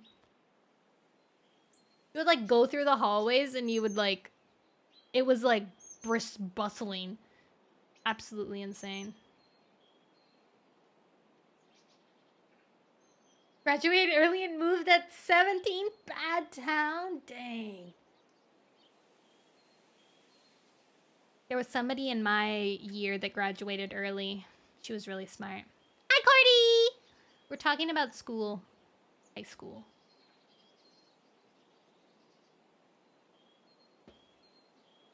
All these things are so fresh in my mind because I'm always burdened with nightmares of school. I never escape it. In fact, just recently, I had a dream about the new school year coming, and it's like, what was it? We had like a week of school. No, we were there at school, but technically we didn't have to be there because we got our schedules that day, but it was still scheduled for the full day. So we had no classes to go to on that day. And I was like, can't we just leave? And then my friend was like, yeah, I guess. And that's all I remember. Not me reliving all the cringe past memories of... I don't relive memories. I just relive torment. I relive tests. I relive struggling to remember my classes. I don't relive homework, which is nice. Tomato, potato. Yeah. Life's struggling, full of burdens. But in ceramics class, that's where I learned the, you know, like I used to always say, remember moderation is the key to true happiness at my end of my streams. That was one of the things that my ceramics teacher would say. I've said that before. I've said the full thing before. It like literally would dox me probably. If somebody knew where it was from, they would know. They would know. But what are the chances, guys? What are the chances? Oh my god, I got a new message from Frank. Oh my god. Oh my god. Frey sent me your character here. And it's Carnival. I need them all.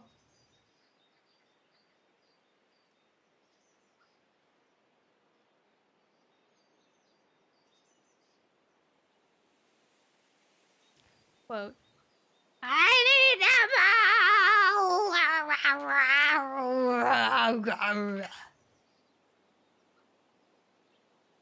Post.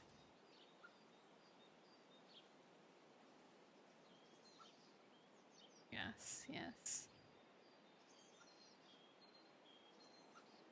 It's so cute. The popcorn one? There's one where I'm in there's a giant popcorn. I need them all. My god. Oh my goodness. Oh my goodness gracious. Who's this person? Oh. You guys liked my dinner from last night? I had some chicken wings after, but I did eat that yummy. It was what's the word? It's like bologna. It was bologna. It was a piece of bologna, and then I put some mustard on it, just to give it a little flavor, just a little spice. The word is not food. It was bologna. Bologna is food, isn't it? What is bologna? I never had bologna before, but my roommate gets bologna. Bologna? Bologna? Oh, what is bologna?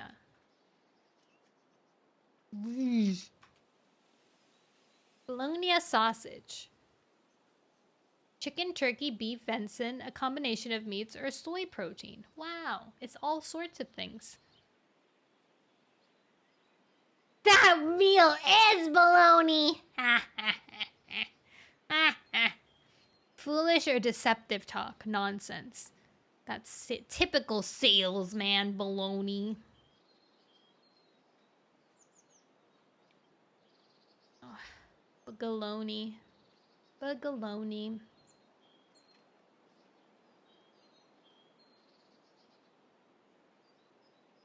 Alright, we should probably resume our warrior cats. It's a jaypaw chapter, guys! We're only on page 67, and we have to get to page 100. I've been distracted by high school. How did I even start talking about high school? I don't even know. Anyways, continue. Chapter 4! I have a burp in my throat. Okay, I burped. Jaypaw pulled the sticky parcel of honeycomb into the wide, flat leaf he had laid on the floor of the den. Already wrapped in dock leaves, the comb was still oozing honey. Fearing it would seep onto the other herbs stored in the rock cleft at the side of the den, Leafpool had found a wild rhubarb leaf and left Jaypaw to rewrap the honeycomb while she was out collecting catmint. He folded over the sides of the leaf, hoping the gooey honey would hold them in place while he tied strips of bark around the wrap. A squeal made him freeze. A kit was in pain. Pricking his ears, he recognized Toadkit's wailing mew. He turned and dashed towards the den entrance just as Daisy raced in. He smelled fear on her pelt and felt the lash of a flailing paw as she hurried past him. She must be carrying Toadkit by the scruff. Put him by the pool, he ordered. It was chasing a bee and jumped straight into the nettle patch. Daisy panted after settling down Toadkit. Dumb bee! Toadkit yowled. Jaypaw felt a wave of relief. Nettle stings. From the fuss he was making, Jaypaw thought Toadkit had been savaged by a fox. First, I should get those nettles pulled up, Daisy complained. I knew they'd be trouble one day. Nettles aren't deadly. Jaypaw began sniffing Toadkit. A small paw swiped him across the muzzle. The young kit was twisting and fidgeting, trying to lick at his sting at the same time as he rubbed his nose with his paw. Sit still. Why, it hurts, Toadkit complained. His kit's soft pelt would have been no defense against the nettle's stinging barbs, and Jaypaw could feel heat pulsing from Toadkit's nose and ears, where the exposed skin had already swollen. I'll fetch some dock leaves, Jaypaw told him. Daisy was anxiously circling her kit, and as he dashed towards the medicine store, Jaypaw tripped over her tail. He stumbled to a clumsy halt at the store entrance and reached into the crack in the rock. Grabbing a pawful of dock leaves from where he knew they were stored beside the mallow, he gave them a quick sniff to make sure he had grabbed the right herb before chewing them into a pulp. The dock juice would work quickly on Toadkit's injuries as long as it got the chance to sink into his fur. Still chewing, he returned to the wiggling kit and spat the ointment onto his paws, ready to rub it into the kit's ears. Instinctively, Toadkit shielded away. Don't touch me! He swiped at the pulp, sending it flying into the pool. Jaypaw heard it drop into the water with a pulp. Plop! Seething with frustration, he turned back to the pile of dock leaves. The quicker I treat it, the sooner it'll stop hurting. He collided with Daisy, still pacing around her kit. For Starkland's sake! Go check on Rose-Kit, he snapped. You don't want her ending up in the nettles too. I'll take care of Toad-Kit. He flicked his tail. If he can sit still. Are you sure he'll be okay? Daisy fretted. Jaypaw took a deep breath. Staying calm is good for you and better for the patient. Leafpool's words rang in his ears. No cat has died of nettle stings yet, he mewed through gritted teeth. Try to keep still, dear, Daisy begged Toad-Kit as she padded out of the den. I'll be back to check on you as soon as I know Rose-Kit's okay. Don't hurry, Jaypaw muttered under his breath. He crouched to chew another mouthful of dock, then hurried back to Toad-Kit and began to lick the pulp into his ears. Toad-Kit tried to duck away, but Jaypaw pressed his shoulders to the ground with his forepaws. Hold still, he mumbled between licks. Toad-Kit yowled, but Jaypaw continued until they were coated with the bitter juice. I know it hurts, he mewed, releasing the kit, but you're not in any danger. Stay there while I fetch some more for your nose. As Jaypaw turned away, he sensed anger flash in Toad-Kit's mind. Fur brushed the medicine cat den's floor. Toad-Kit was lunging for his tail. Jaypaw spun around quickly. Don't you dare! Toad-Kit yelped in alarm as Jaypaw faced him, so close their whiskers were touching. How did you know what I was doing? Toad-Kit squeaked. Jaypaw narrowed his eyes. I'm not as blind as you think. Toad-Kit backed away. I'm sorry. Now are you gonna sit still? Jaypaw demanded. Yes, Toad-Kit murmured. Feeling a pang of guilt for frightening the kit, Jaypaw fetched another mouthful of pulp. This time he dropped it in front of Toad-Kit. Spread this on your paw pads, then rub it onto your nose and over your mouth, he ordered. Jerkily, Toad-Kit smeared the pulp onto his stings. Jaypaw sensed his pain ease. The dock juice was working. Relieved, he fetched more pulp and helped Toad-Kit to rub it over his pelt until, between them, they had coated every sting. I'll give Daisy a poppy seed when she gets back. She can give it to Toad-Kit before bedtime so he'll sleep through the itching. Brambles rustled. Jaypaw scented the air. Leafpool had returned, and she was carrying catmint. Daisy told me you've been stung. Leafpool dropped her bundle and padded over to Toad-Kit. Jaypaw heard her sniffling as she checked him over. Good job, Jaypaw, she pronounced. Just the right amount of dock. Jaypaw wondered whether to tell her what a difficult patient Toad-Kit had been. You should give him a small poppy seed, Leafpool advised, just to make sure the stings don't keep him awake tonight. They'll be sore and itchy for a while. Thanks for the advice. Jaypaw bit back his reply. He was going to have to get used to listening to lessons he didn't need. Unlike Hollypaw and Linepaw, he would be treated as an apprentice for many moons yet. As a medicine cat, he would still be expected to learn from his mentor and follow her orders even after he was given his clan name. He might as well get used to it. Thanks, Jaypaw. Toad-Kit's grateful mew took him by surprise. Sorry I was such a mouse brain. Jaypaw felt a flood of sympathy for the young kit. You were scared and hurt. I'm fine now, thanks to you. Toad-Kit began to head towards the entrance. You gonna wait for Daisy to fetch you? Jaypaw called. Toad-Kit paused. Tacos! I think I can find my way back to the nursery. Cheeky furball. Jaypaw felt a flicker of pride. Toad-Kit had been hard work, but Jaypaw had managed to earn his respect. As the bramble switched shut behind the young kit, Jaypaw began to clean up the unused pulp. Take the poppy seed over to the nursery before bedtime. He promised Leafpool before she could remind him. But Leafpool seemed busy with her own thoughts. Jaypaw paused from his clearing up. She's worried. Her mind, though close to him, seemed to prickle with unease energy, like lightning over the horizon. As she padded to where Jaypaw had left the half-wrapped packet of honey, her steps were heavy, as though weariness weighed her paws. She must have worked twice as hard as while I was away. He quickly scrapped up the last of the pulp and, flicking it into the corner of the den, hurried to help his mentor. Sorry, I didn't have time to finish this. He pressed his paws down on the honey parcel, now well bundled in rhubarb leaf, and held it fast when Leafpool wrapped the bark strips around it. She tucked the last one in place. You have to look after Toad-Kit. Her mew sounded tired. Why hadn't he noticed before? I'll check the stores, he mewed, licking the last of the dock juice from his paws. You were saying that we need to find out what we have before Leafall arrives, in case we need to stock up. He padded to the rock cleft and squeezed inside before Leafpool could offer to help. They had only recently discovered this useful gap in the rock wall of the medicine cave. Leafpool had been clearing away the ivy that had gradually been creeping along the cave wall, threatening to dip its gritty roots into the precious supply of rainwater that pooled at the side of the den. The crack was narrow, wide enough for only a small cat to squeeze through, but inside it opened into a large space enough for a nest. Inside now, Jaypaw had enough room to turn around, and he began sniffing the different piles of herbs, berries, and roots stacked along the wall. Pass them out, Leafpool called. We can see what we got. One pile at a time, Jaypaw pushed them through the cleft. By the time he emerged, Leafpool had them ordered into neat rows. His sensitive nose placed each scent until he had built a picture in his mind of one small heap piled beside the next. Comfrey, mallow, thyme, catmint, poppy seeds gathered in an expertly folded bark shell, and countless more. Not much mallow, Leafpool commented, and I still want to get more catmint.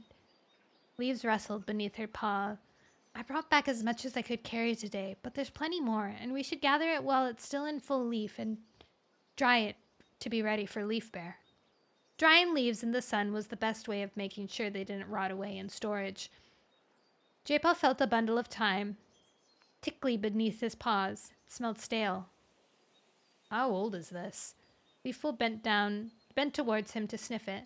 Must have been gathered last Greenleaf, she observed. They'll have lost a lot of strength. We should get fresh. Do we have any deathberries? Jaypaw heard Little Cloud mention the fatal berry last time they were at the moon pool. It was only used to save the sickest cats from a lingering death. A bushful of them grew on ShadowClan land, and Little Cloud had offered to share them. Leafpool had refused, and Jaypaw sensed a prickle of unease from her now. I don't use deathberries, she murmured. She began to pick through a pile of Clotsfoot. ShadowClan medicine cats keep them, she added. They teach their apprentices how to use them. Her voice was thick, as though a dark memory filled her mind. But I won't teach you. Why not? Jaypaw was intrigued by the idea of having the power of life and death in his paws. What a sentence! Jaypaw was intrigued by the idea of having the power of life and death in his paws. Leafpool clearly wanted nothing to do with it. We must do all we can to help our clanmates, but it's up to StarClan to choose the moment of death. She pushed a pile of leaves towards Jaypaw, comfy by the smell of it. Sort through those and throw out any that are musty or starting to lose their scent. That's not true. Jaypaw's already brought back someone from the dead. Or the almost dead. Jaypaw began to turn over each leaf, sniffing them closely and throwing to one side any that were no longer fresh or fragrant enough. Leafpool worked beside him, tearing Clotsfoot and rolling it into bundles. I haven't had the chance to ask you since you got back, Leafpool began. How was the journey? It was okay. Jaypaw remembered the terrifying jump over the gap in the steep mountain path, not knowing where he would land or how far the drop was below him. He shivered. What did you think of the tribe? Leafpool had met them on the great journey. They were odd. Jaypaw tried to fix on what he had found strangest in the mountain cats. The mountains are tough. I thought the cats would be too, but they had no idea how to fight off the invaders. They're like a clan in hiding from something. Jaypaw had pitied the tribe, huddled in their cave behind the waterfall, always glancing nervously over their shoulder. For danger. Even their ancestors had seemed fearful. I met the tribe of Endless Hunting, he ventured. Leafpool kept on with her work, but the Clotsfoot in her paws grew more fragrant, as though her pads were touching with unease. What were they like? She mewed. They're a bit like StarClan. They had known I would come. They knew about the prophecy. But they didn't try to help the tribe to beat the invaders. Sometimes even our ancestors are powerless to help us, Leafpool sighed. But it was like they were lost. Jaypaw couldn't shake the idea that the tribe hadn't always lived in the mountains, that they had lived far away from the bitter winds and the craggy peaks, among cats who were the first to know about the prophecy of 3. Leafpool had paused her task, and he could sense her watching him, curiosity flashing from her pelt. I was surprised Stoneteller was leader and medicine cat. He mewed before she could ask any more questions about the tribe of endless hunting. It's a lot of responsibility for one cat, Leafpool agreed. She began rolling the clot's foot again. Great knowledge can be lonely. Jaypaw's heart lurched. Does she mean the prophecy? Does she know? She can't! She would have said something.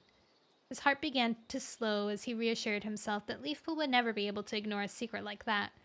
Nevertheless, he tried to search her thoughts for some clue.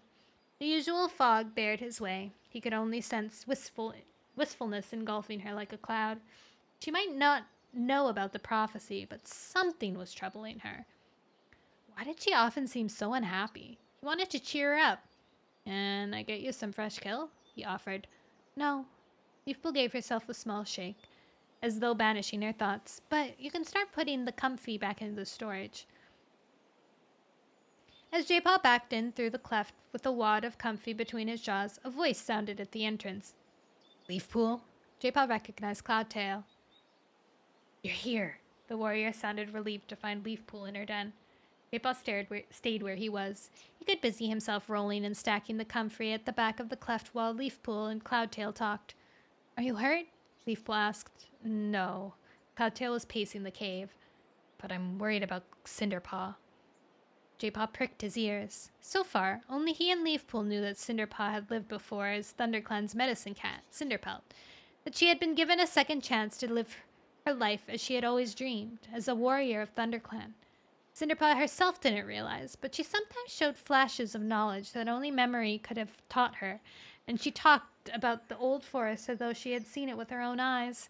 Was Cloudtail beginning to suspect that there was something unusual about his apprentice? "Is she okay?" Leafpool's breath had quickened with his own. Jaypaw leaned closer to the opening. "Do you think she's ready for her final assessment?" Cloudtail asked in a rush. "Honeypaw and Poppypaw are, but I don't want to put Cinderpaw through the test unless her leg is fully recovered." Leafpool hesitated. Why isn't she answering?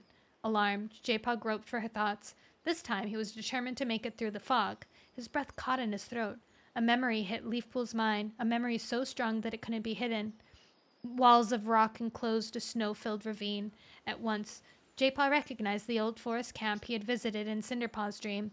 Snow blanketed the dens and bushes, but a hollow had been cleared in the center, and here limped a gray she-cat, tail down, whiskers white with frost. She was so thin Jaypaw could see her bones like the branches of a leafless tree.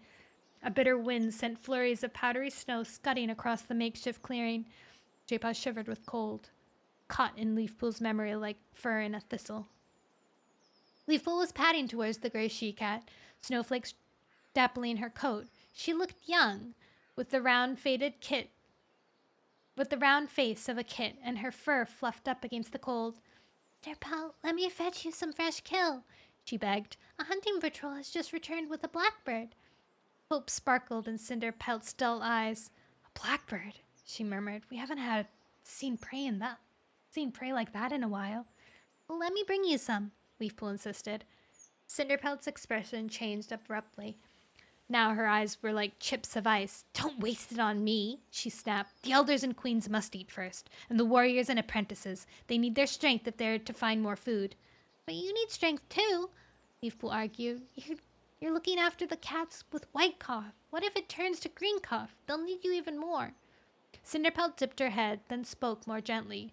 "With this leg, I can't walk far, especially when the cold makes it ache. I can get by on less food than the others." There was grief and longing in her voice. Jaypaw could hear the words Cinderpelt did not speak. "If I went crippled, I could be out there too, finding food for my clanmates." "She's fine." Leafpool's bright mew jolted him back into the present. His mentor was reassuring Cloudtail enthusiastically. "Nothing will stop her from becoming a warrior." "I've noticed her leg is stiff in some of her battle moves." Cloudtail sounded uncertain. "I'm worried she's not telling me when it hurts." "Then it probably doesn't hurt," Leafpool mewed. "Perhaps you could watch her next training session?" Cloudtail ventured, "to make sure." "No need." Leafpool was brisk. "She's going to make a great warrior. You should be proud of her." "I am," Cloudtail assured her, "but I don't want to push her. She needs more time to recover. I'm happy to wait." "You're not pushing her, I'm sure," Leafpool insisted. Jaypaw sensed Cloudtail's doubt melt away. "I'm relieved to hear it," the warrior meowed. "I'm glad I could help." Are you coming to eat? Cloudtail asked. A hunting party just returned. Jaypaw waited for the two cats to leave before he hopped out of the cleft in the rock. He could still feel Cinderpelt's grief like a wound in his mind. How had Leafpool pushed it away so easily? She must have felt it. The memory was hers. Yet she had sounded so bright when she had spoken to Cloudtail. Unnaturally bright, as though covering doubt. Jaypaw picked up a bundle of Clotsfoot and headed back into the store. He hoped that Leafpool was right about Cinderpaw's injury. Chapter 5. Leafpool was sharing a mouse with Cloudtail when Jaypaw nosed his way out of the medicine cat den and padded to the fresh kill pile. There was plenty of prey to choose from. Hunting patrols had already stacked it full, and it was hardly sun-high. As he dragged a shrew from the bottom, still so fresh it still felt warm, the image of Cinderpelt starving in the snowy camp flashed in his mind. Was Leafpool thinking of her old mentor as she ate her meal? Jaypaw! Graystripe was bounding across the clearing towards him. The warrior skidded to a halt. Eat up! We're going hunting! Me? Jaypaw's heart soared. Swordtail, Mouse Whisker, and I will be hunting, Jaystripe corrected him. He must have realized Jaypaw's disappointment. He whisked his tail along Jaypaw's flank. You've got a more important job. Leafpool wants you to come with us to gather herbs. Great. Jaypaw suddenly didn't feel hungry anymore. He shoved the shrew back under the pile. I'll eat when I get back. We're going down to the lake, Graystripe went on. The lake? Jaypaw's like, hunting? Oh, the lake? Jaypaw felt a glimmer of interest. The notched stick was on the shore. It was his link to the ancient cats from the tunnels. Maybe to even greater mysteries if he could just understand what all the claw marks meant. I guess it'll be good to get out of camp and stretch my legs. That's more like it. Graystripe turned and headed towards the thorn tunnel. Jaypaw could hear Sorreltail and Mouse Whisker pacing there impatiently. He hurried after Graystripe, and together the patrol headed out into the forest. Mouse Whisker, only recently made a warrior, was buzzing with excitement. I hope I catch something good. Maybe a squirrel. Graystripe purred. Look out, squirrels! The woods were drowsy with heat, the undergrowth limp and fragrant as Jaypaw brushed past it, the air humming with bees. Mouse Whisker's paws thrummed on the leaf-strewn floor as he dashed on ahead. Graystripe hurried after him. I wish it could be Greenleaf forever. Sorreltail was padding beside Jaypaw, letting her pelt brush his. Yeah. He drew away from her. He knew this part of the forest well enough not to need guiding. Pushing hard against the leafy forest floor, he broke into a run and charged along the familiar track. Wait for me! Sorreltail called in surprise. They caught up to Graystripe and Mouse Whisker at the top of the rise. The trees ended here as the forest turned to grassland, sloping down towards the lake. Mouse Whisker was panting. He almost caught a squirrel. Graystripe meowed proudly, but it scooted up that tree. Leaves rustled overhead. That dumb blackbird hadn't called the alarm. Mouse Whisker grumbled. You'll get the next one, Graystripe told him encouragingly. Sorreltail kneaded the ground. I can't wait to hunt with my kits when they're warriors. Pride warmed her mew. Honeypaw, Poppypaw, and Cinderpaw will be having their assessment any day now. Jaypaw tensed. Was Cinderpaw's leg really strong enough? It'll be great having them in our den, Mouse Whisker put in. It might stop the old warriors from hogging the best nests and stealing all the softest moss. Graystripe purred with amusement. We old warriors need the soft moss for our poor ancient bones. I didn't mean you two, Mouse Whisker mewed, sounding embarrassed. I'm sure Thornclaw and Dustpelt will be pleased to hear that, Sorreltail teased. You won't tell them? Mouse Whisker squeaked in alarm. Of course not. Sorreltail called over her shoulder as she darted down the slope. Besides, we're not old. And once Millie's kits are born, Graystripe will feel younger than ever.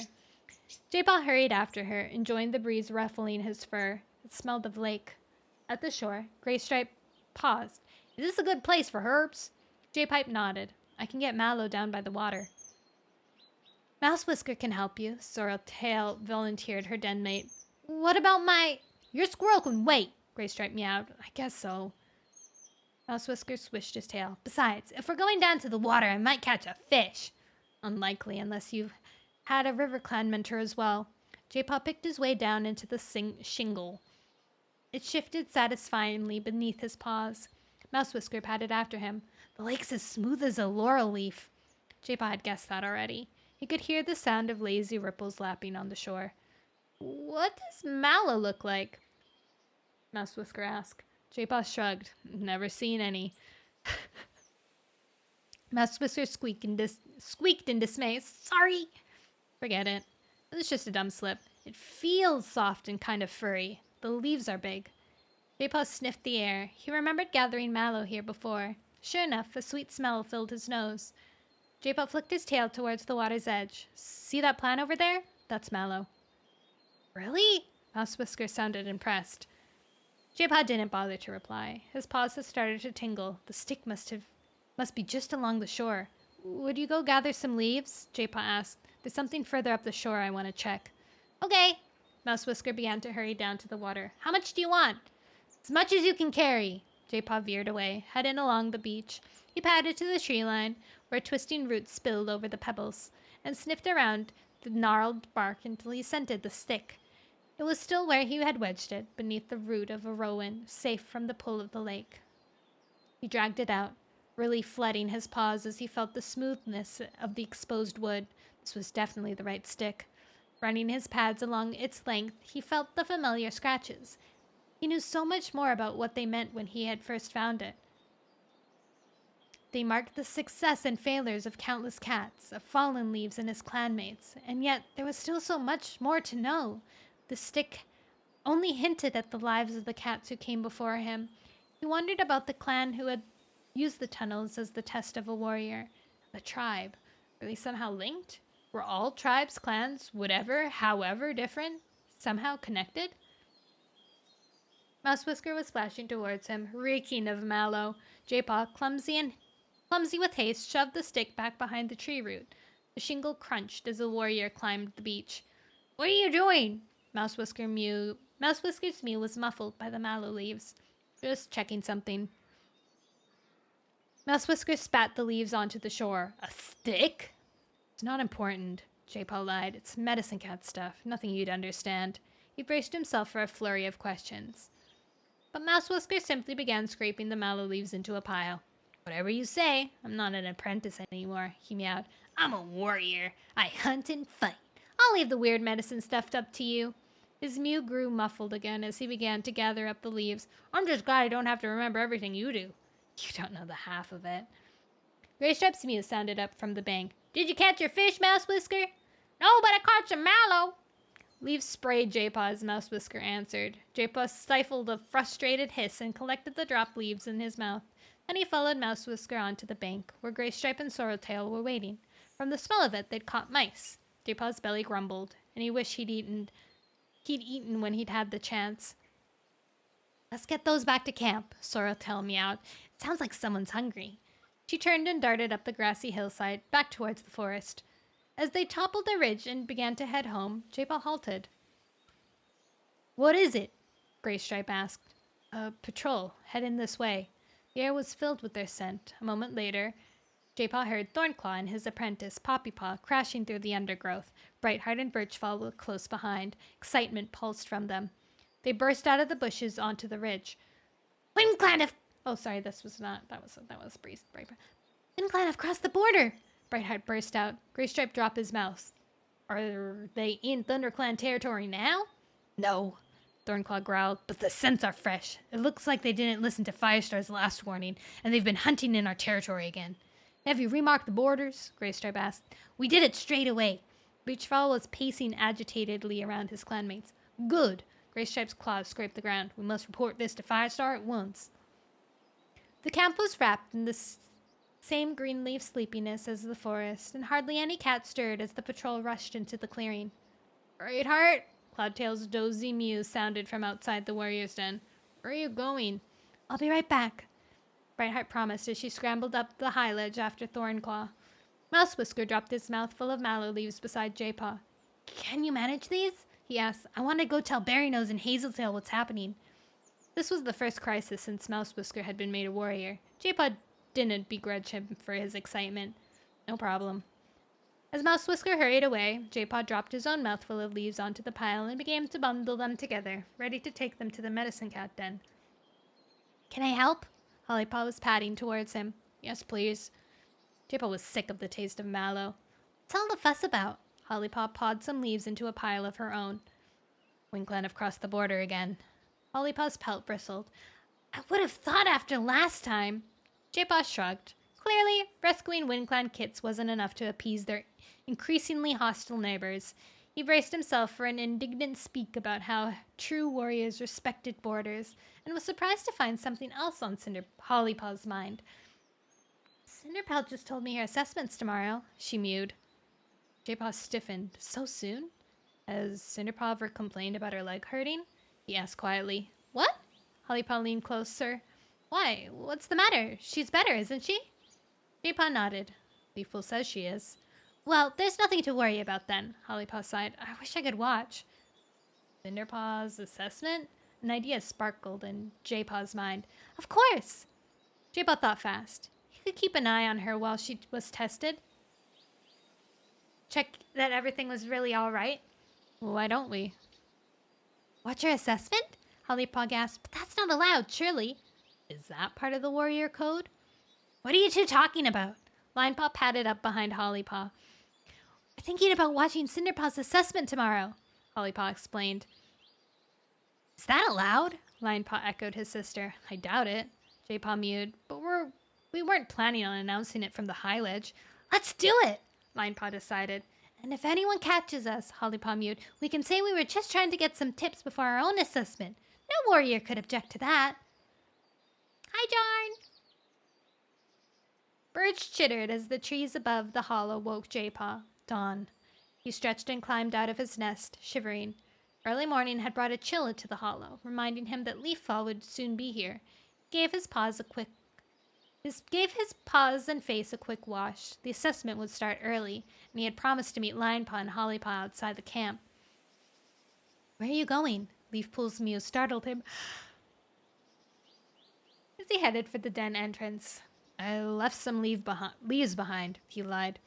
Were you able to find them by yourself? I was only there yesterday, he snapped. I know exactly where to find them. I'm not a mouse brain.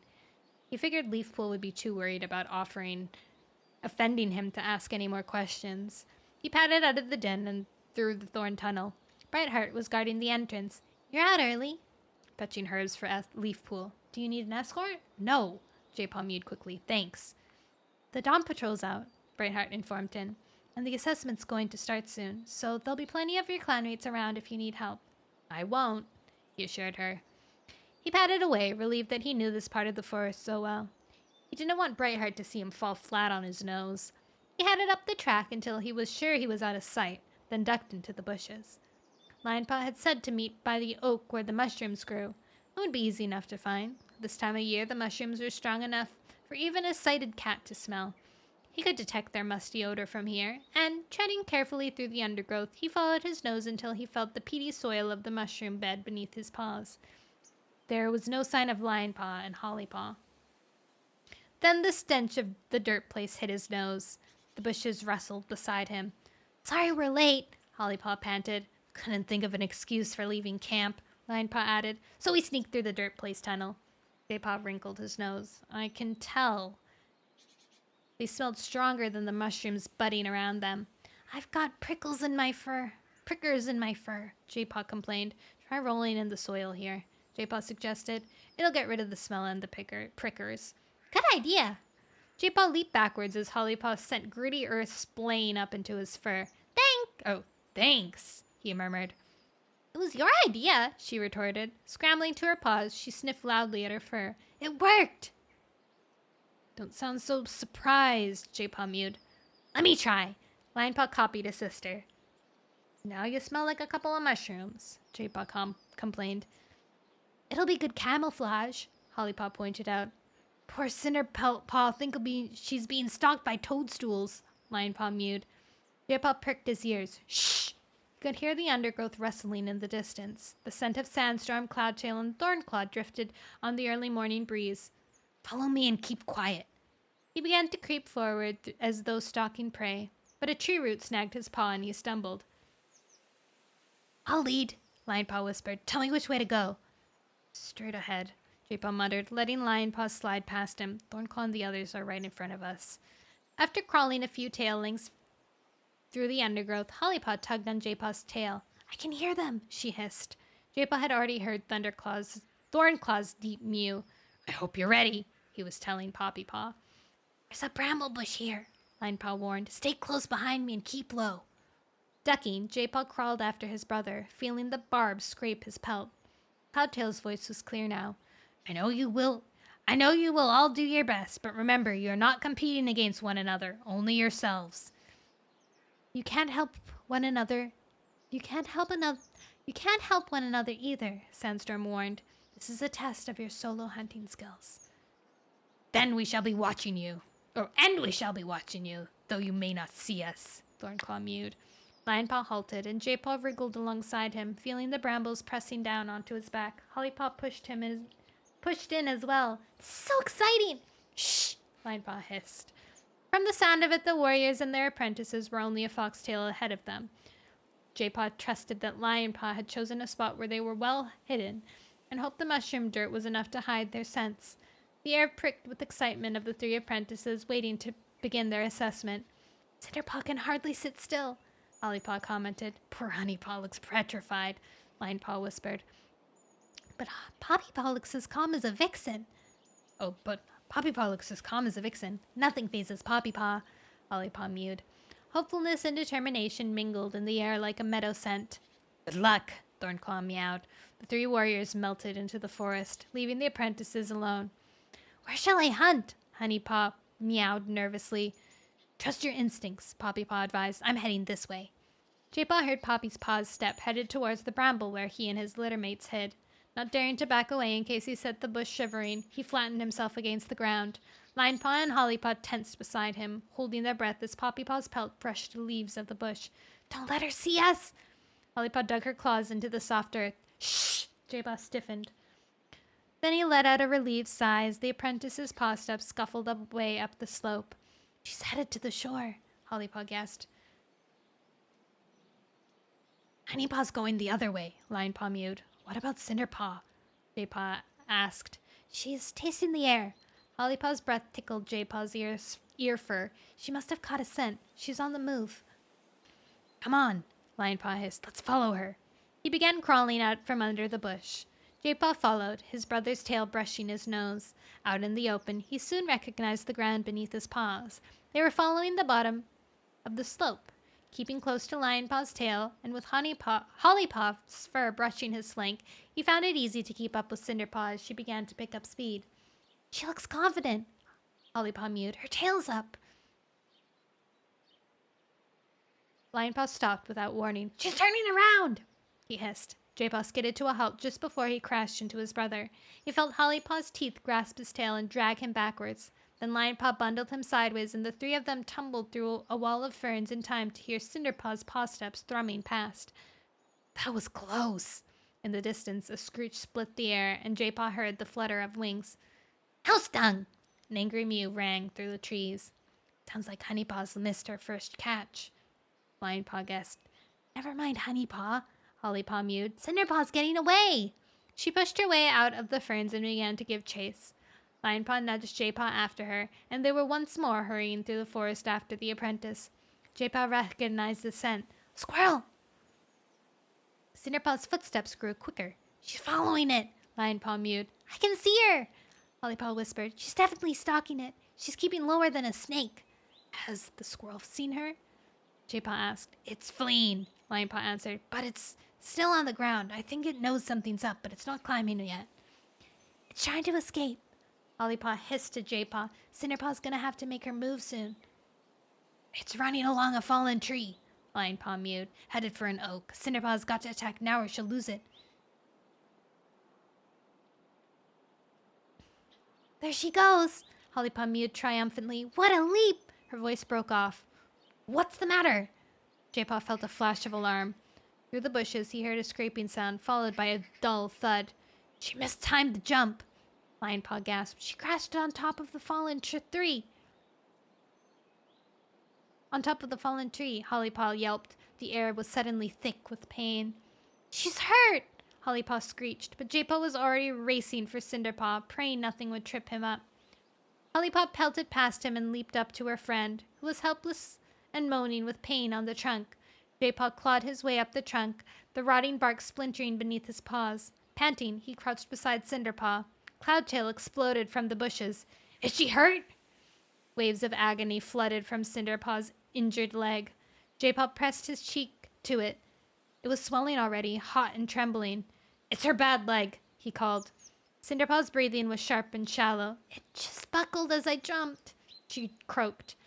Cloudtail scrambled onto the trunk, pushing Hollypaw to one side. I knew she wasn't ready! We need to get her back to camp, Jaypaw told him. Hollypaw, you go on ahead and warn Leafpool. Hollypaw hesitated, not wanting to leave her friend. Go on! Jaypaw ordered. Hollypaw scrambled away, the undergrowth rustling as she disappeared out into the forest. It's okay, Cinderpaw, Cloudtail soothed. We'll get you home. He called to Lionpaw, who was still on the forest floor. I'm gonna hold her by the scruff and jump down. I need you to make sure her injured leg doesn't hit anything or touch the ground. Do you think you can do that? Yes. Cinderpaw moaned as Cloudtail lifted her carefully by the loose fur at the back of her neck. Lionpaw's hind paws stumped heavily on the forest floor as he reached up to help. Jaypaw leaped down beside him, his pelt brushing Cinderpaw's as she dangled in midair. Carefully, Cloudtail slid down from the tree. Cinderpaw wailed as they landed, and Cloudtail laid her on the ground. Jaypaw pressed his cheek to her trembling flank. Her heart was steady and strong. Can you walk on 3 legs? I think so, she groaned. We'll help you, Lionpaw promised. First scraped the leafy floor as Cinderpaw dragged herself onto 3 paws. Jaypaw scuttled out of the way to let Lionpaw and Cloudtail press against either side of her. Slowly, the injured apprentice limped forward, her paws thudding unevenly on the ground. Every step stabbed Jaypaw like a thorn. Can't you carry her? He bristled with frustration. Leafpool needs to check her over. What if she goes into shock? Steady there. Cloudtail wouldn't let him hurry them. We could damage her leg more. At last they reached the thorn barrier and made the final snail-slow steps through the tunnel.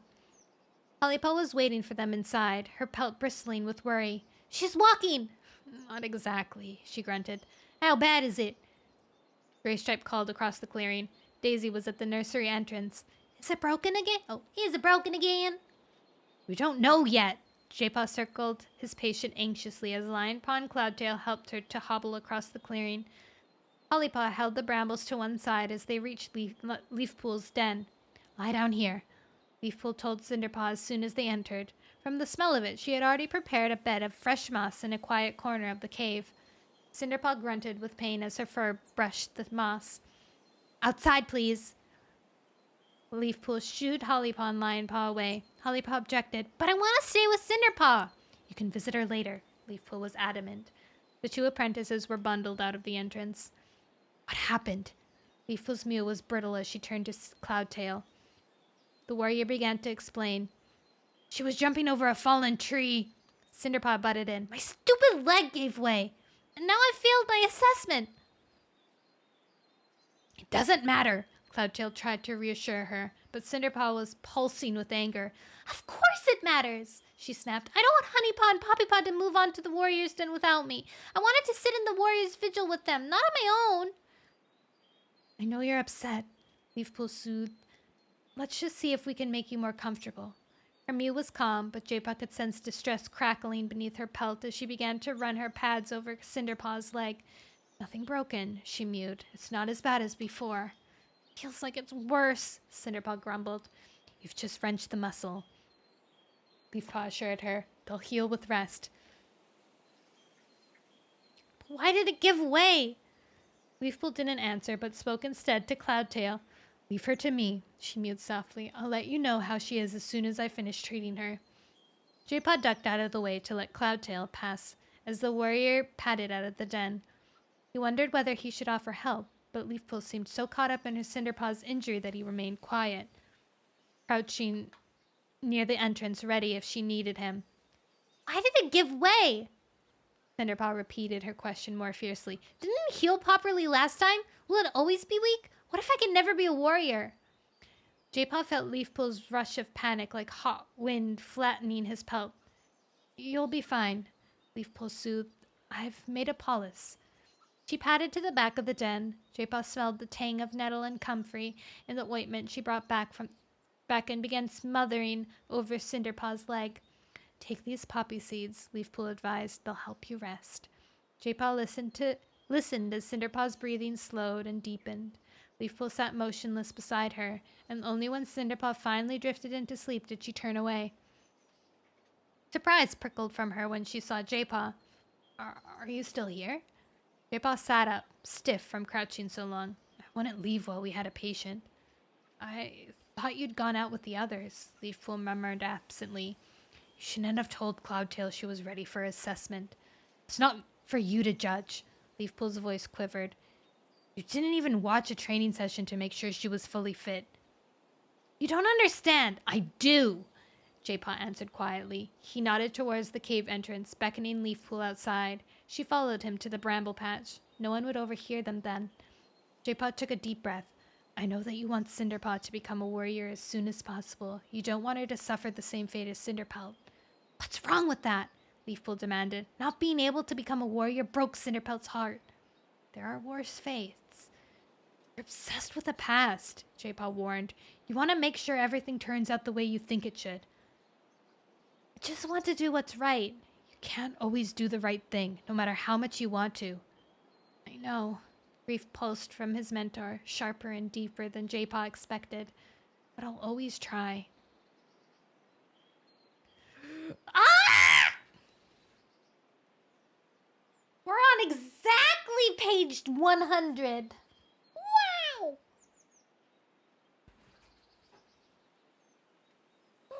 How lucky.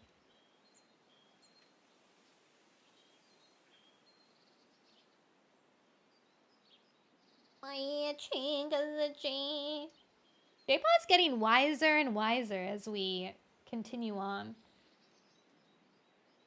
I'm so proud of him. Jaypaw, I love you. My son.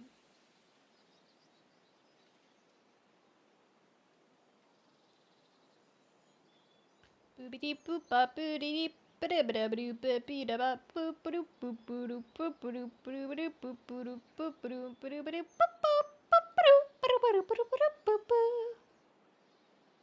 that's the sound of me singing.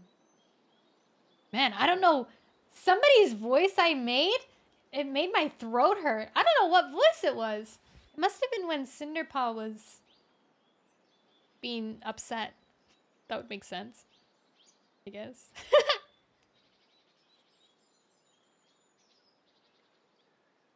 Alright, guys. That's it for today's reading session. I wish I could say I would be live tomorrow, but I won't be. I'll be at work. But at least it'll be a nice work day. I'll be doing SPC instead of the cash room stuff. You guys weren't there, or you guys weren't listening because we weren't live yet, but on the collab last Thursday before the stream, Dunn was like, how's the cash room? And I was like, what cash room? And he was like, the room with the money? And I was like, huh? And he was like, you know, the where all the money goes? And I was like, the bank? And he was like, listen here, no, where your new job, like the job you're working on. And I was like, oh, the cash room. And he was like, yeah, the cash room. It's so funny. Because I genuinely didn't know what he was talking about, despite it being like literally what it's called. So funny.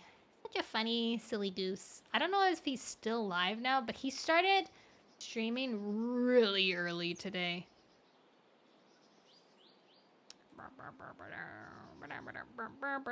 Nope, doesn't look like it.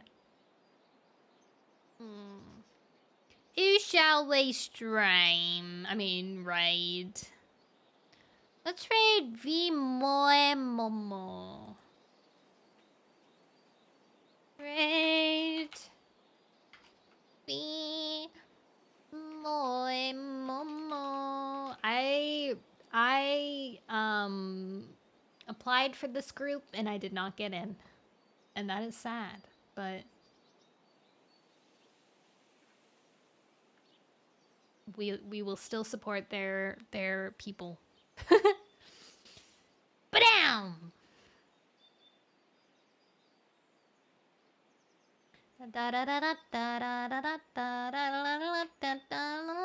It'll be a teeny weeny raid, but it's still an important raid because we're reaching out and we're branching out and we're making friends and we're being kind. Yeah. Content warning. Content warning. Once more the... Oh my god, wait! Fia's streaming! Hold on, I lied. We're not doing that. We're raiding Fia.